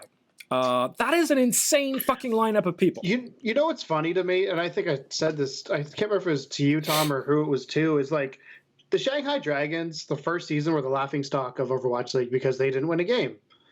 In the World Cup, China is one of the best teams out there, and I just find it interesting that, like, especially now that's being localized, you would think that they'd be able to get it figured out. But I mean, you're also, when you play the World Cup, you don't have the best of the best on the teams together. You have whatever's from that country. So there is a little bit of a discrepancy in it. But And don't forget, you still have Guangzhou and Hangzhou Spark as well, putting up Chinese players too. Between the three of them, then they're pretty scary for sure. But I just found it funny that Shanghai was laughing stock, and then it's like, man, China's so good. Shanghai also completely redid their roster from season 1. So when people were like, oh yeah, Shanghai's doing good, I'm so glad. I'm like, you realize that they have like maybe 2 people. From I think they kept 2 total. So do you guys remember? Do you guys think Gaguri's going to stay on Shanghai? Gaguri's going to stay only. She's going to be permabenched, but she's going to stay only for the fans. Social media. I'm sad to say it. I think Gaguri deserves to be on a team. I do as well. Not giving her. She's being fraggy. Let's be honest here. She's being fraggy. It does feel a little bit like that, doesn't it? I do feel bad for her. What do you think about Fleta though? What do you think about the Fleta pickup if it's true? Makes sense because who did Soldiers get? Profit and Fleta will be fighting for that first place. I think. Or they'd be the scariest fucking DPS duo in history, one or the other. I think they overlap too much. Yeah, with their player pool. Yeah, I think you're right. What do you think about the Runaway main support, Lee Jae Gon? Runaway put in a bit of a stellar showing this year at the Gauntlet and some other things. Renowned, of course, for basically becoming Vancouver Titans the first time around. Runaway, for those of you that don't know, in Contenders Korea, Runaway are kind of... There's 2 streamers, a guy called Runner and a girl called Flowervin, who own this team basically. And Runaway have this crazy amount of support in Korea because all of their merchandise is like pink and fluffy and like nice. Like it's so good. It's really good. Yeah, I actually am gonna buy a shirt. I wish I had a Runaway jersey. But so all of the Runway got signed as a group and basically became Vancouver Titans. And then Flowervin and Runner came back finally from the military. Everyone in Korea has to serve in the military for a certain period of time. So he had to go and do that. I think. I don't know if it applies to women. So he finally came back from the military, but now they have this other team they put together, put in a crazy good run, and Lee Jae Gon was one of the backbones of that. So I think that's a huge pickup for Shanghai, because even though I think Luffy's pretty good, I thought Koma was okay, they weren't exactly renowned for having the best support line. So I think that's going to be huge for them. Let's talk Toronto, shall we? This is the other team that I think is setting themselves up real nicely to be one of the best teams in the league. All right.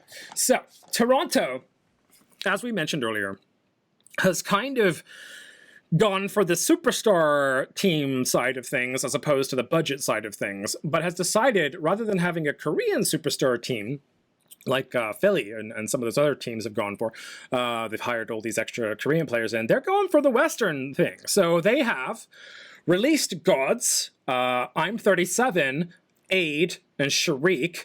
And by the way, I'm 37. Guy had the shortest lived career ever. Like, he went from trials to contenders to Owl in like 2 months, and then he's already been let go from Owl. It's like, the I'm 37 seconds career. Yeah, like, and it was so bad. Like, oh, he was good too. He's a good player.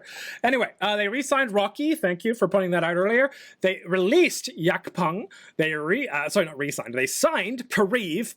Arguably one of my favorite players ever. Kariv, I think. Can we talk about his turnaround and how awesome that was? Kariv? From people were being real hard on Kariv, and then he switched from Did he switch from DPS to support to DPS? Whatever. He's switched to support. Now. Yeah. That's what it was. He switched to support and just like fucking went nuts. And Kariv, his sleep darts. Ana, oh my god. Yeah, his sleep darts. Whoo, buddy. Yeah, I've seen him sleep, like, consistently sleep Pharahs like nobody's business. He's insane with a sleep dart. They also signed Agilities, and they sent Ivy to Philadelphia, and that was a trade. They got in return Beast, or Beast Halo as he was known, on the Fusion University team. They also signed Mr. Lane Shorefor Roberts, and Kellex, from Boston, and Nevix from San Francisco. So, Jesus Christ, what a team. So you have Rocky, Kariv, Agilities, Beast Halo, Shorefor, Kellex, and Nevix currently are the roster for Toronto. And I don't think they're done either. Notable, Rocky is two-way with Montreal Rebellion. Thank you. No rumors for them yet. Pretty much their rumor mill got fucked the second that it happened, and all of their shit was released. Turned out to be true. All the rumors turned out to be true. Every single one. And they kept what's his face from Mayhem. The Logics, they kept Logics. Oh, They have yeah. Logics still. And They have Logics and Mangachu, yeah. And Mangachu. So they have 4 DPS right now. My only But concern is agilities. Agilities and Kariba are a duo. With the meta being what it is, though, I don't know because I think of agilities as obviously his Genji is what he's known for, but Genji Pharah, and with double shield going on, you have to consider that the meta now is going to be completely different. from when I know. Starts. I think it's we're gonna have a new game type, but I think we're gonna talk about that later. Yeah, I think it's a just in case. I think it's a just in case situation with agilities. I'm like, I know that. He's a good player, but I think he's not very flexible. I also want to point out they're probably, and this is more of a marketing thing, they're hiring Canadian players. That's true. Because they're a Canadian team. Yeah. They have Bell as a sponsor. Bell being one of the biggest telecoms companies aside from Rogers in Canada. Yeah. I mean, that's why I like Surefour. Like Surefour, the signing of him going there reminds me of like LeBron going to Cleveland because that's where he's from, or like. Surefour is actually from out west, so it's kind of funny. But there's no other than Vancouver. He's not going to go to Vancouver. It is true. That is true. So, but like, to me, that's cool because you have somebody like more personal to root for. Like Tom said, he wouldn't root for London season 1 because they're all Korean. He's like, I have no connection to him. If it was Boombox, Kib, Fusions, and all those guys, I would have been a London fan by now. All right, so let's talk about that team though. The other one from Canada, Vancouver. Vancouver Titans have no official moves that have been made yet. However, some very big rumors. The biggest of which being that the Titans are looking to trade their main tank Bumper because they have allegedly signed former Seoul Dynasty main tank Fissure. And there has been also a lot of rumors that a lot of Vancouver Titans are very mad about this. Because they played together so long. That's like we were talking about San Francisco before. The reason they did so well at the beginning is because their chemistry. I don't think Vancouver is quote unquote the best team when it comes to stats. When it comes to players, those players I don't think are the best players, but they play the best together. And it kind of sucks at the end of the season because we kind of started seeing the cracks. So they've got to do something. Yeah, but they can't take away the years that these guys have played together, the chemistry they have together. Well, outside of Bumper being allegedly on the market, also Tizzy is looking for Team 2, and Tizzy was the player they had there when Bumper's Reinhardt was not meta anymore. So not only are they getting rid of Bumper, but Tizzy looks like he is leaving as well. So that does fuel more of the fire behind that Fissure rumor. The other rumor that goes alongside that, and it goes alongside with the Korean integrity thing, and the fact that Fissure said that he would never play for a team with boosters. Do you remember the other player that said they would never play for a team with boosters? Ryu Jae-hong. So an all-Korean team that's going to be living in Vancouver, admittedly, but with... Vancouver is actually a pretty good place. An insane team, though. And then also, like, you have Twilight back there who's already doing a great job, but still, I think that Jae-hong is going to end up on the Titans. I think that's where he's going. I'd be really surprised if it was anywhere else. That or Shanghai. Yeah, I'd be really surprised if they get rid of Bumper. Or maybe Spark. Bumper is such a fan favorite. Here's the thing with Bumper, though, is I think as soon as Rollock became a thing, his value went down. Because one of the things that Bumper was good for is being able to switch roles within the same map. He could go from DPS to tank as the team needed. And they can't do that anymore. They can't do their triple DPS stuff. They can't do all that stuff. They also can't put the amount of resources into him anymore because simply there aren't the amount of resources now. We're 2-2-2. Exactly. I still think Bumper is a really good player and he can clutch things out, and I really don't know why Vancouver would want to shake things up this much. And especially if you got rid of them, I can see why. Well, I was going to say, if you got rid of them, what does that do for the mentality of the rest of the team? Like Tom said, they're apparently upset about it. Like, could you imagine Vancouver being pissed, not in the sense of like, hey, we want to win this for our dude. We're pissed because management fucked us over. Like, there's been so many times where people are just like, they don't want to play for the person anymore because they feel like they got fucked over. It would be a test of character, because if you're pro players but your team falls apart because one person, you get frustrated that one person is gone. What does that say about how you are as players. I'm just saying these players build bonds. If it's like any other sport, like there's bonds that are made there that when somebody does leave, it feels, depending on circumstance, it does feel like smack in the face to some and of those guys. And the bond of Titans was tighter than most as well, because remember, they were Runaway as well, like we talked about earlier. So it went from Runaway to the Titans, and now to have Bumper leave, it seems a little weird. But, such is the nature of esports. I see both sides of it. I agree. I think if they get rid of Bumper, and this is the thing that screws over Titans. Here's a more interesting really to the players. Here's a more interesting question for you. What do you think? What would you think about Philly picking up Bumper for main tank as a Reinhardt specialist? I don't know how. I think that's too much of a risk because again, Bumper's value is mostly being able to flex, and that's not really a thing anymore. And his aggression does cause issues with certain situations. If you don't, like you said, if you don't put the resources into them, he's like me playing Reinhardt. If you don't pump healing my ass, I will die. People say that he fed during GOATs, but that was actually their whole frigging strategy. Is that they made the other team waste all their resources on killing Bumper. Every fight. And they would keep him alive somehow. So once Bumper was dead, they're like, oh, we're going to win the fight because Bumper is dead and you have nothing left. So we can just kill the rest of you. That's honestly, like, most of the time that would happen. I'd see, oh, Bumper's dead. Oh, wait, they just won the fight I think anyway. there was some kind of crazy statistic saying the amount of 5 versus 6 fights that Vancouver won was, like, nuts or something like that. I want to say it was like 60 or 70%. Yeah, it's like just because one of them died did not mean they were going down. Like, they were really good. They're the gold platters where the fight's never over.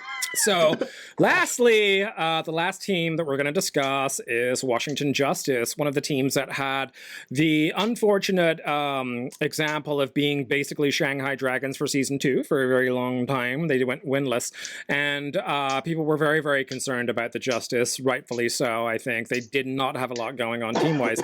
And then, as beautiful as it always is in Overwatch, the meta shifted, and suddenly Washington Justice became a force to be reckoned with right about the same time that Florida did. What's up, Saya player? The other guy that popped off was one that's been re-signed for 2020, and that is Corey, who I think is definitely one of these standout players from both Team USA at the World Cup, but also in general from like last season. I think Corey was nuts. He would play Widow into Goats sometimes, which is already crazy, but that dude can pop the fuck off. So really happy to see Corey re-signed. They did release some players though. They released Sam, Ado, Hayano, and Janice, and then they let go of Guido and Sleepy. They did re-sign Stratus. They signed Roar, like I said earlier. He did find a home. They signed Tuba. They re-signed Arc, and they signed Aim God. So we have an interesting mixed roster here. You got Corey and Stratus there, the two sort of US DPS. And then you have a lot of the players around them are Korean. Roar, Arc, Tuba, and Aim God. Aim God has really good English, though. I agree. Aim God has really good English, and I think Arc has also been working on his English, too. Yeah, I think Roar played with Shorefor and that as well, so he probably has good English, too. So I think all of the players that they're getting, they either have English experience. Like, I think Aim God's English is actually really, really good. They have the communication there. They have enough people that they would be able to communicate, for sure. So what do you think about that so far, though? What do you think about letting go of Guido, Sleepy? Janice? You got Aim God. You got Aim God in place of Aim God. By Boston. Yeah, I thought Aim God was one of the best things about Boston for a long time. I was very impressed with him watching his Zenyatta. Against the Sombra stuff, he was very good against Sombra Goats because he would actually stay back purposely out of range of the EMP, right? And then he'd move in with Trance. Yeah. Like, so many times I saw him absolutely invalidate an EMP and all the supers that came in after it. All the supers. I've been playing too much Destiny. All the alts that came in after it. I thought he was a really good player for Boston, so I'm very excited to see him on Washington. Really excited again to see Corey and Stratus. I think Corey's obviously more like gifted, like mechanically than Stratus is, but I think Stratus is an important part of the team. He is the wholesome meme lord of the league. Yeah. He uses memes in a wholesome way. He's so positive, and he is so great. I just love the guy. He is the only DPS player I have a jersey of. There you go. I have his third kit. He was the first DPS player I got. I actually, most of mine are tanks except for Bonnie and Stratus. Those are all. I have tank jerseys other than that. But yeah, right. Stratus, I am so glad to see it back on Washington. So, here we go then. We have every single team that we've gone through in this process so far. I think, what would you say is the biggest shock trade of the season so far? I honestly, biggest trade or biggest signing? The biggest, biggest move? the biggest shock, either way, trade or signing, either way. The biggest shock for me, honestly, that's happened was Gesture and Profit. Because they were just, even though you consider maybe they do want to play in Korea, just the fan support for them. Gesture is what brought me to Spitfire. Right. Like my jersey of him, that's a Gesture jersey. This is a Gesture jersey. And he's the one who changed I hated that team season 1. I hated that team so much because of their results. But when I started to look at the players, I'm like, they're all right. I like these guys. And now they're gone. They're gone. I think mine would have to be, it's similar reasons, as Shorefor. Not because I don't think he's a good fit for Toronto, but the fact that the Gladiators let him go. That to me is more shocking. Because he was, Shorefor, I think we would all... He was their bread and butter. He was the face of the franchise. Yeah, he was their bread and butter. He definitely was the one most people thought of. I mean, you do have Big Goose. You did have Hydration, but I guarantee if you ask anybody who their number one favorite player on the Gladiators was, they're going to say Shorefor. Honestly, I can think of whenever I thought of Glads, I thought of, well, A. Fisher when he was there, and Shorefor. Those are the two that came to mind. Yeah, so it's going to be weird seeing Kareev also.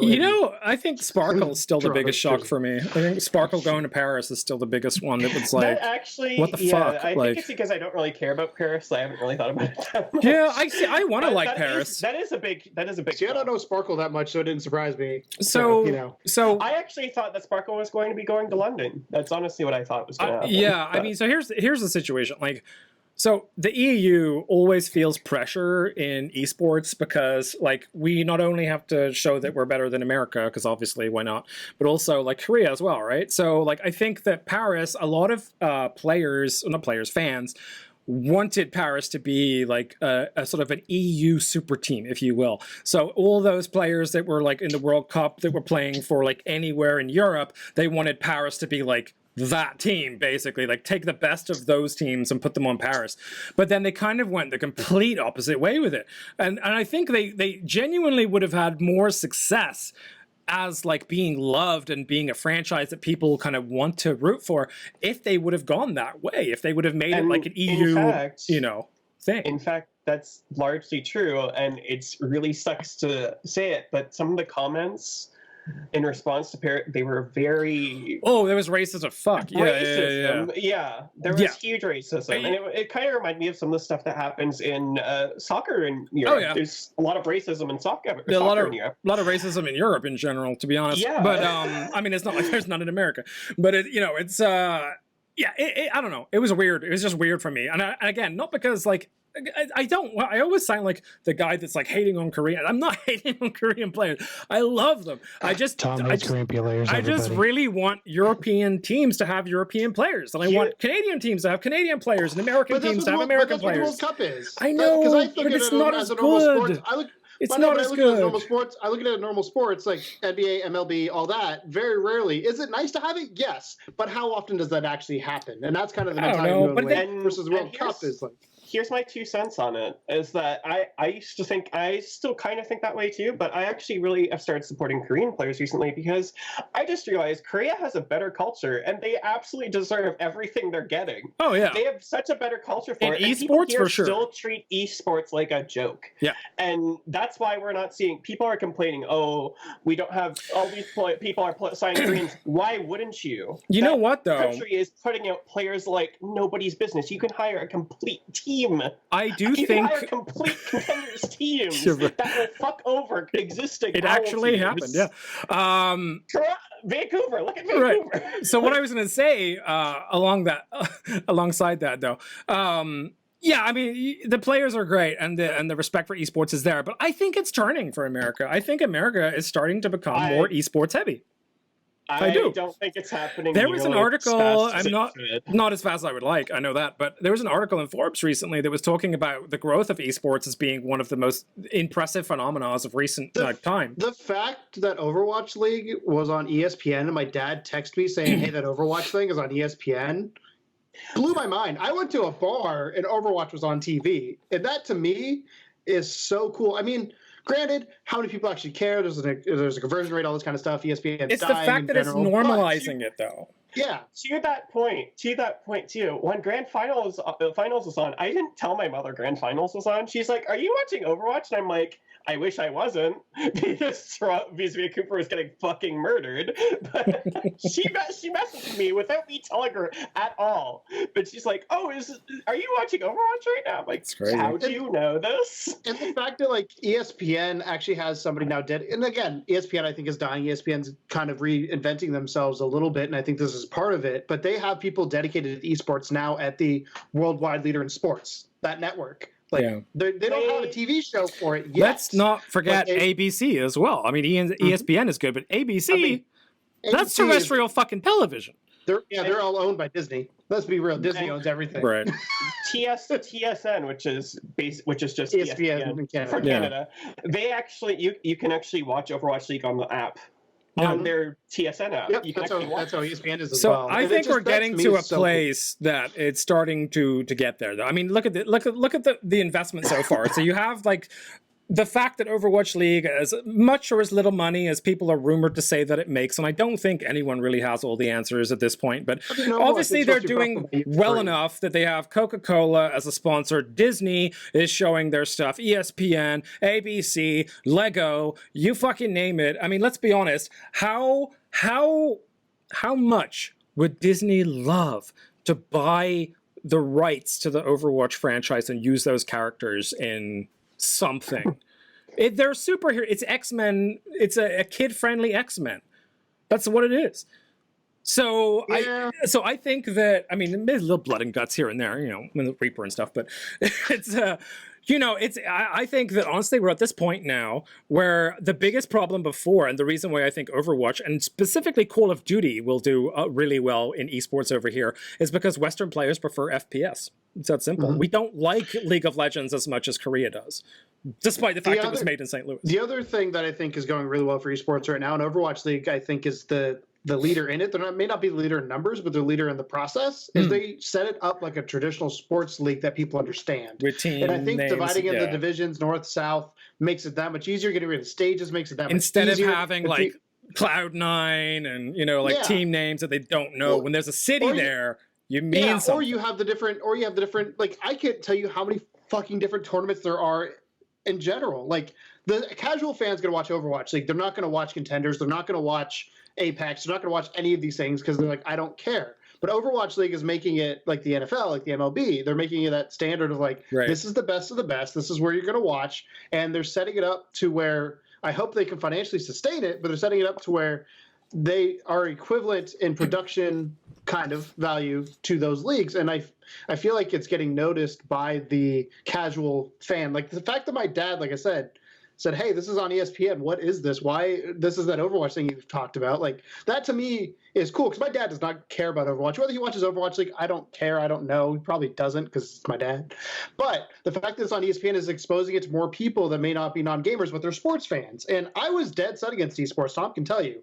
I thought esports was stupid. I'm a huge sports fan. I love baseball, I love basketball, I love racing, I love all these things. But esports to me is like, why would I watch somebody play a video game? And then I watched Overwatch League, and that was the gateway to it. And it's because I played Overwatch is kind of why I got into it. But now I watch it just for entertainment, and it's even more fun. I mean, we have friends that we play with all the time, like Bertrand and Ashley, now starting to watch Overwatch League that never cared about it. It's so cool to see. The funny part for me as well was that when I started watching esports, I was watching a game I couldn't play. Like CSGO. I made fun of you before because like, what the hell, Tom? I loved watching CSGO because it was such an exciting thing to watch, even though I learned everything that I knew about CSGO from watching it as an esport. I'd never played it. That's where I learned who Semler was. So when Semler came over to start casting Overwatch, I was like, I know that guy. he went back to CS:GO. He has gone back to CS:GO. Yeah, Thank God. he may still come back for next stage. We don't know. I'm not a Summer fan. I hope he comes back for Hex because I feel bad. Just like Hex is just like I fucked don't want now. him back in Overwatch League because he doesn't know what he's talking about. Yeah, that's He my does big thing with now. it. He's had And enough he time. makes puns. He makes puns that literally make Hex doesn't know what to say. He'll say a pun, and Hex is just sitting there, and you could hear the cringe. You can hear like, "What do I say in response to this?" I do like the other thing I like that they did with the World Cup, and I hope they do next year with the on-site games, is expanding the broadcasters. I love Doa, I love Monty. They're probably my favorite duo. I know they're not for everybody, but they're my favorite duo. But the fact that they brought in Wolf and what was the other dude's name? Achilles. Like, I love them. My favorites. It's funny because I listen to them in contenders because I cared about that, but it's not just players coming up from these feeder leagues, it's the broadcasters, and I hope they continue that. Like, yeah, there's ZP is another one that comes to mind. They have Leg Day, and those guys were doing really well with some of the casting in the World Cup. I think allegedly they're supposed to be pulling in some of those guys to be doing the localization. Oh, so it like, makes sense because they're going to be in because like Monty and Doa and Wolf and Achilles, like those guys used to cast Apex anyway. So they fucking lived in Korea for most of the time they were there. So they would make an obvious choice to send out there. And Leg Day and I can't remember who he's with, like Lemon Kiwi as well. Like she's really good. Leg Day and Prophet. I think Leg Day is someone named Prophet actually. I think it's Prophet. It's like I don't remember what that dude's name is. Leg Day and someone. Yeah, see if you can find it. This up. I swear, I'm probably just pulling this out of my ass. So, but I love the fact that they are bringing these up, and I think with expanding this, they may not physically expand teams, but I think I was talking to you about it, Tom. Oh, sorry. His last name is Pollitt, which is why I got confused. Leg Day Pollitt his last name is Pollitt, so that's why I got confused with Prophet. Sorry. So we were talking the other day, Tom, where I was like, how are they going to do the front? Because I'm a production guy. How are you going to produce this? How are you going to make it to where you can watch it? Are they going to have the local halftime game? Or are they going to go back to a desk like they do for NFL, where the desk going to be in Europe? Is it going to be in America? Are they going to have 3 different desks for time zones? How are they going to make this all work? Because otherwise, the people at the desk are going to be there fucking all day. Let's be honest. But I'm curious to how they're going to do this. I think having the localization for the fans is amazing. From the broadcasting standpoint, as World Cup shown, I mean, obviously they had some issues because it sounds like other things were going on. But if you screw up the broadcast, you screw up the league because that's what people see. And if you screw it up enough, people are going to start losing interest and they're going to go elsewhere. So I'm really curious because I think they have that halftime show that they did last year was a bit weird at first, but I fell in love with it by the end of it. I thought they'd so concise, so straightforward. Here's what happened. It reminded me of an NFL halftime show. I think it was Monty who said that there's a lot of like skits and stuff that they do at the Overwatch League desk and like the analytics and stuff that are kind of ahead of their time. Like I feel like people are going to look back and... I hate the freaking skits they do. You don't like that stuff? I don't watch the pre-show because I think it's so stupid. I like it. It diverges so much from the sports atmosphere that kind of screws it over for me. Because honestly, what makes me to get with the atmosphere thing is it almost feels like a soccer game. A lot of the time is that you hear the crowd and you hear all these things. But when you're watching a soccer game, they still have like a pre-match like chit chat and a post-match chit chat where someone is the freaking godfather. Right. Like, oh, you're on my side or whatever. That was such a cringy. But I also think that the internet culture though. So the question is is Overwatch League trying to go quote unquote cable and go to ESPN, go network, or are they trying, because if they go too far one way or the other, they're going to lose, I think, some fans. If they go too far to the cable side, I think it's going to be good for the league, but I think they'll lose people that are like, well, hey, remember where you came from. Don't the rights go up here soon? Because Twitch has rights, don't they? Twitch's rights are up. Yeah, so I was going to say, so... Yeah. Like, ESPN rights are up, I think. They are not sure if they're going to re-sign with rights to Twitch or not. I think they'd be stupid not to, personally. I think so too. I'd say what they should do is keep. Let's see Mixer throw a lot of money at them. God damn. They should keep the stupid skits on the streaming side where people and leave them off the broadcast. Because on the ESPN side, like I'd be more on the ESPN side, even though I don't watch sports that much. I just think skits are so stupid.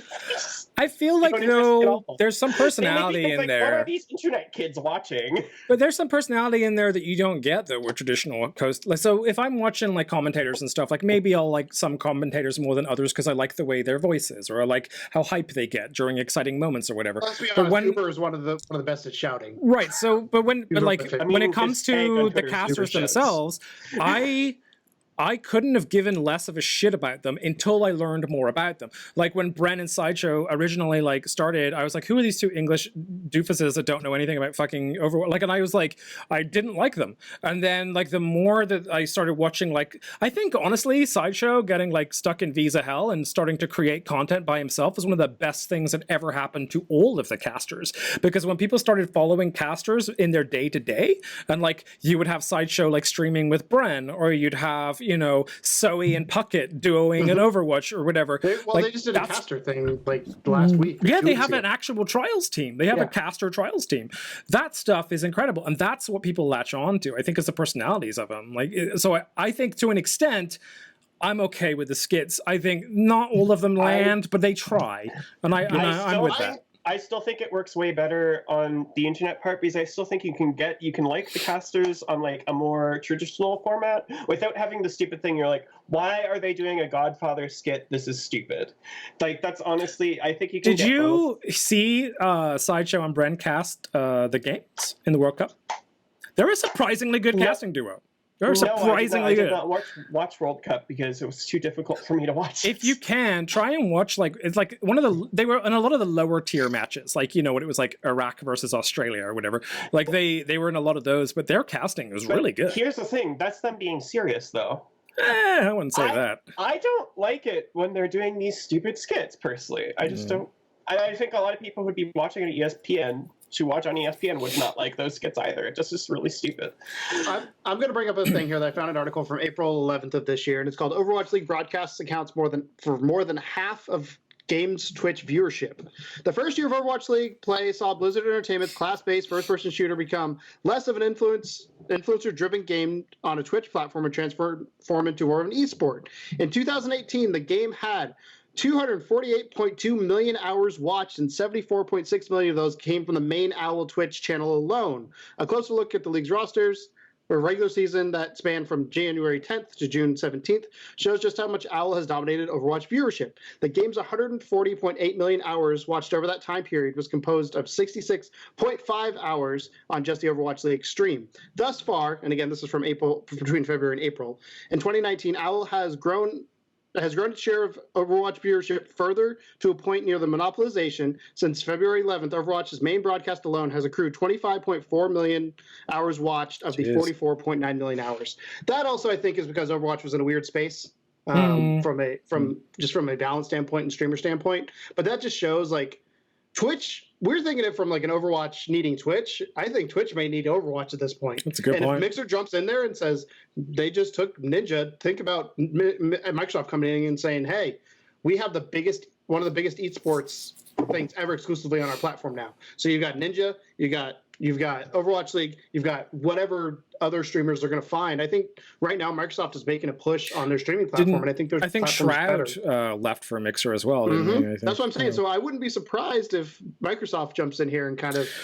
It'd be interesting to see. I think, and with the growth of esports in general, plus, you know, Microsoft pretty renowned for being a big part of Call of Duty and like the success of Call of Duty taking off, and now you have that turning into an esport too, like, you know, or the same roster.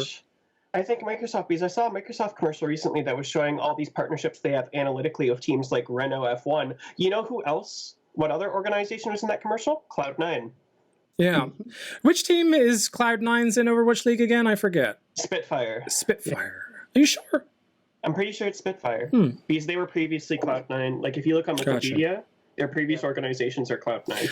Okay. So and the blue is Cloud9 blue. So before I find it interesting to see what's going to happen with the renegotiation, because I think Twitch is Twitch would make sense. I also hope they renew the ESPN contract or some sort of contract with, like, NBCSN would be a good one. Because right now NBCSN it's a risk. It's a risk both ways, though, isn't it? Because obviously, it's a risk for Twitch not to have that kind of viewership because it's huge for them. But on the plus side, this next season for Overwatch League is make or break. Like, either this works or the whole league sinks because they're trying. Like, the main goal they've had since they set out and started the league was to have this localization happen. So if this fails in any way, or like it becomes like just a mess of bad broadcasts and player lag and all kinds of stuff like that, then they're fucked. So I think it's a risk on both sides between Twitch and Overwatch League to push this out there together. And I think I think they'll stay with Twitch for that reason alone. But who knows? I mean, we'll see. So there is one more thing I wanted to talk about before we go. It's been a really long podcast. I'm glad. I wanted it to be. We get to discuss some really cool stuff here. But here's the other part I wanted to talk about. The one thing. The big thing. Overwatch 2. I mean, we have a goddamn. Which I still don't think is really Overwatch 2. It's more of here's a little add-on, but they're calling it Overwatch 2. It's gonna be So I agree with you. I think it should be an expansion for existing players. But I read a really cool article that made me go, that makes sense. So 2 things. One, when you put the number 2 behind something, the casual fan base, aka the moms and dads that are buying Overwatch for their kids, are going to buy a new $60 game. That's just the way it is because they don't know. They're not in it. They don't know what's new. They just know there's a new game with new graphics, new modes, all that kind of stuff. The second thing is I think Blizzard kind of said, hey, we screwed up Overwatch to a certain extent initially, and we hear you, we want to expand on it, but we think this is bigger than an expansion. I personally don't think it is. I think it should just be a PvE expansion along with the new graphics engine, but I do understand why they're trying to do 2. It actually reminds me of what Destiny did with Destiny 2. Even though it wasn't really expansion, it's like 1.5. Kind of a new game, but it literally was the same game, except there's a new story. You can't play the old stuff, but they actually have brought a few things back from Destiny 1 into Destiny 2, notably PvP maps. which I find interesting, because you think of most Blizzard games outside of Diablo, you don't have WoW 2. In fact, they did have StarCraft 2, though. Yeah. On Destiny 2... the moon on Destiny 2 is the same as the moon on Destiny 1, except with a few added things.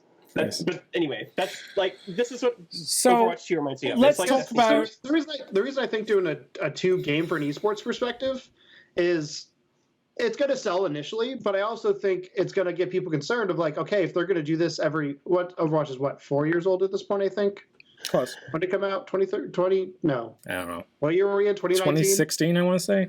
Maybe 17? 2019. It's been about 3 years. It's been about 3 years. So in this instance, like if you're invested in a game, look at CSGO. CSGO is the same fucking game since launch. Right. People get invested in that game and they do update it. But I feel like if you're trying to make it an esport, I think you have to have that base game that's always going to stay consistent, which they are kind of doing with bringing over.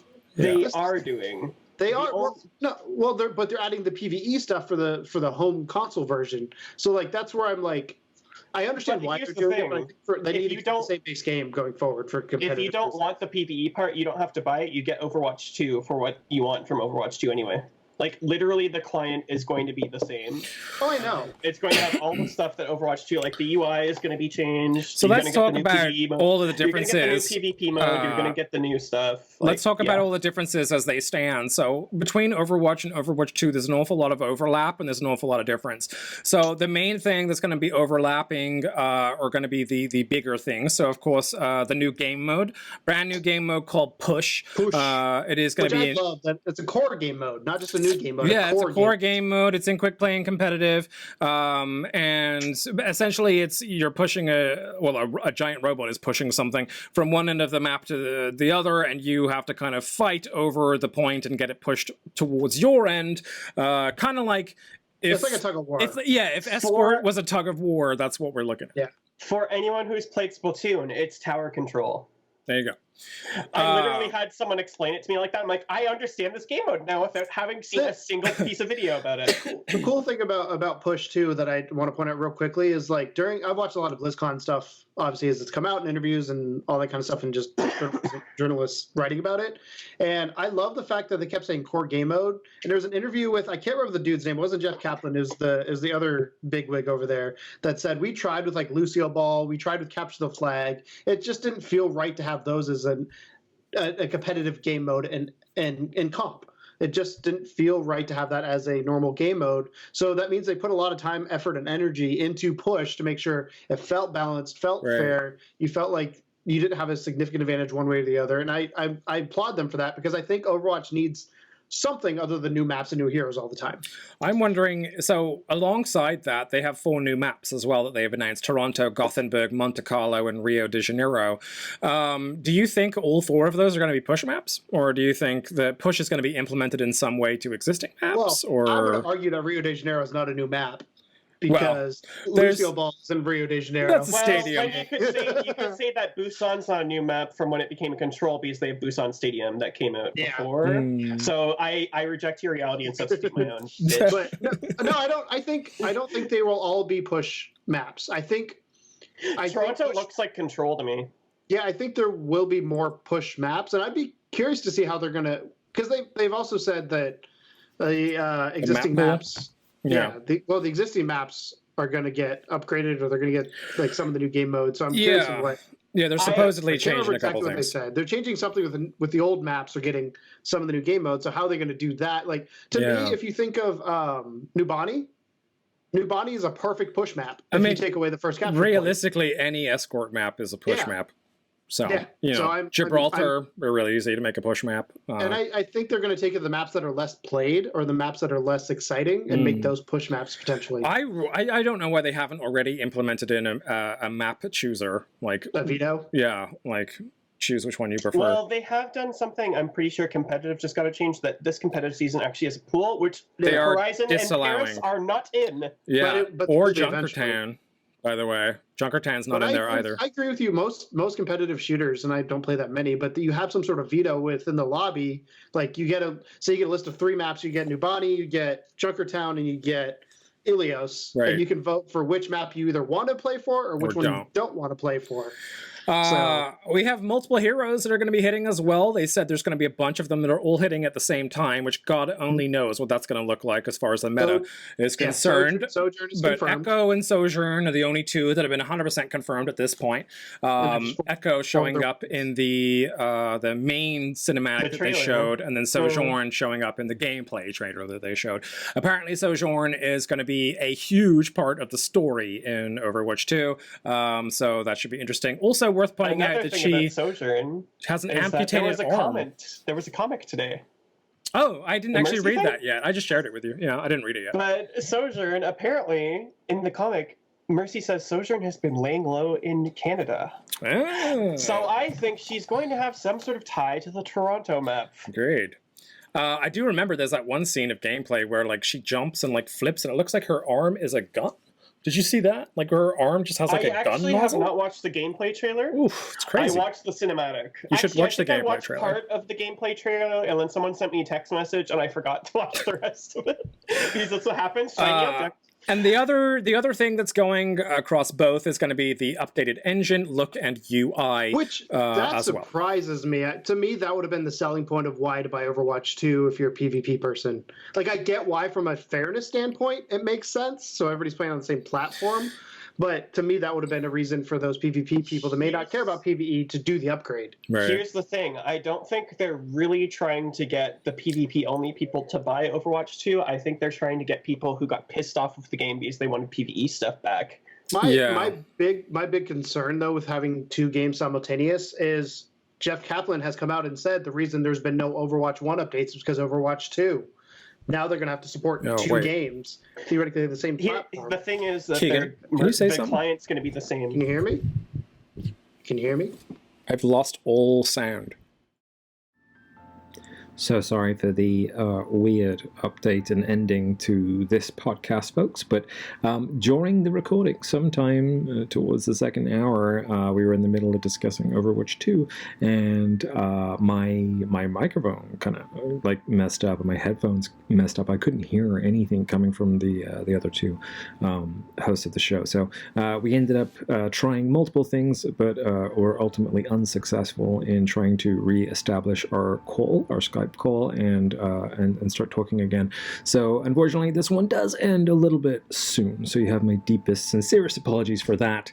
However, we are done with off-season stuff now. We're going to start thinking about the 2020 season, and of course, up to that point, we're going to have plenty to talk about with Overwatch 2 and all of the other news that's going to be coming out surrounding that. So you can expect to see more Hero Recall coming back very, very shortly at a more regular pace. And of course, in the meantime, if you wish to follow us on Twitter, you can go to @HeroRecallOW, and we'll see you there. So once again, so sorry for the abrupt ending. Thank you for sitting it out for us, and drop a comment so we know that you want to see us come back and with more content following the year.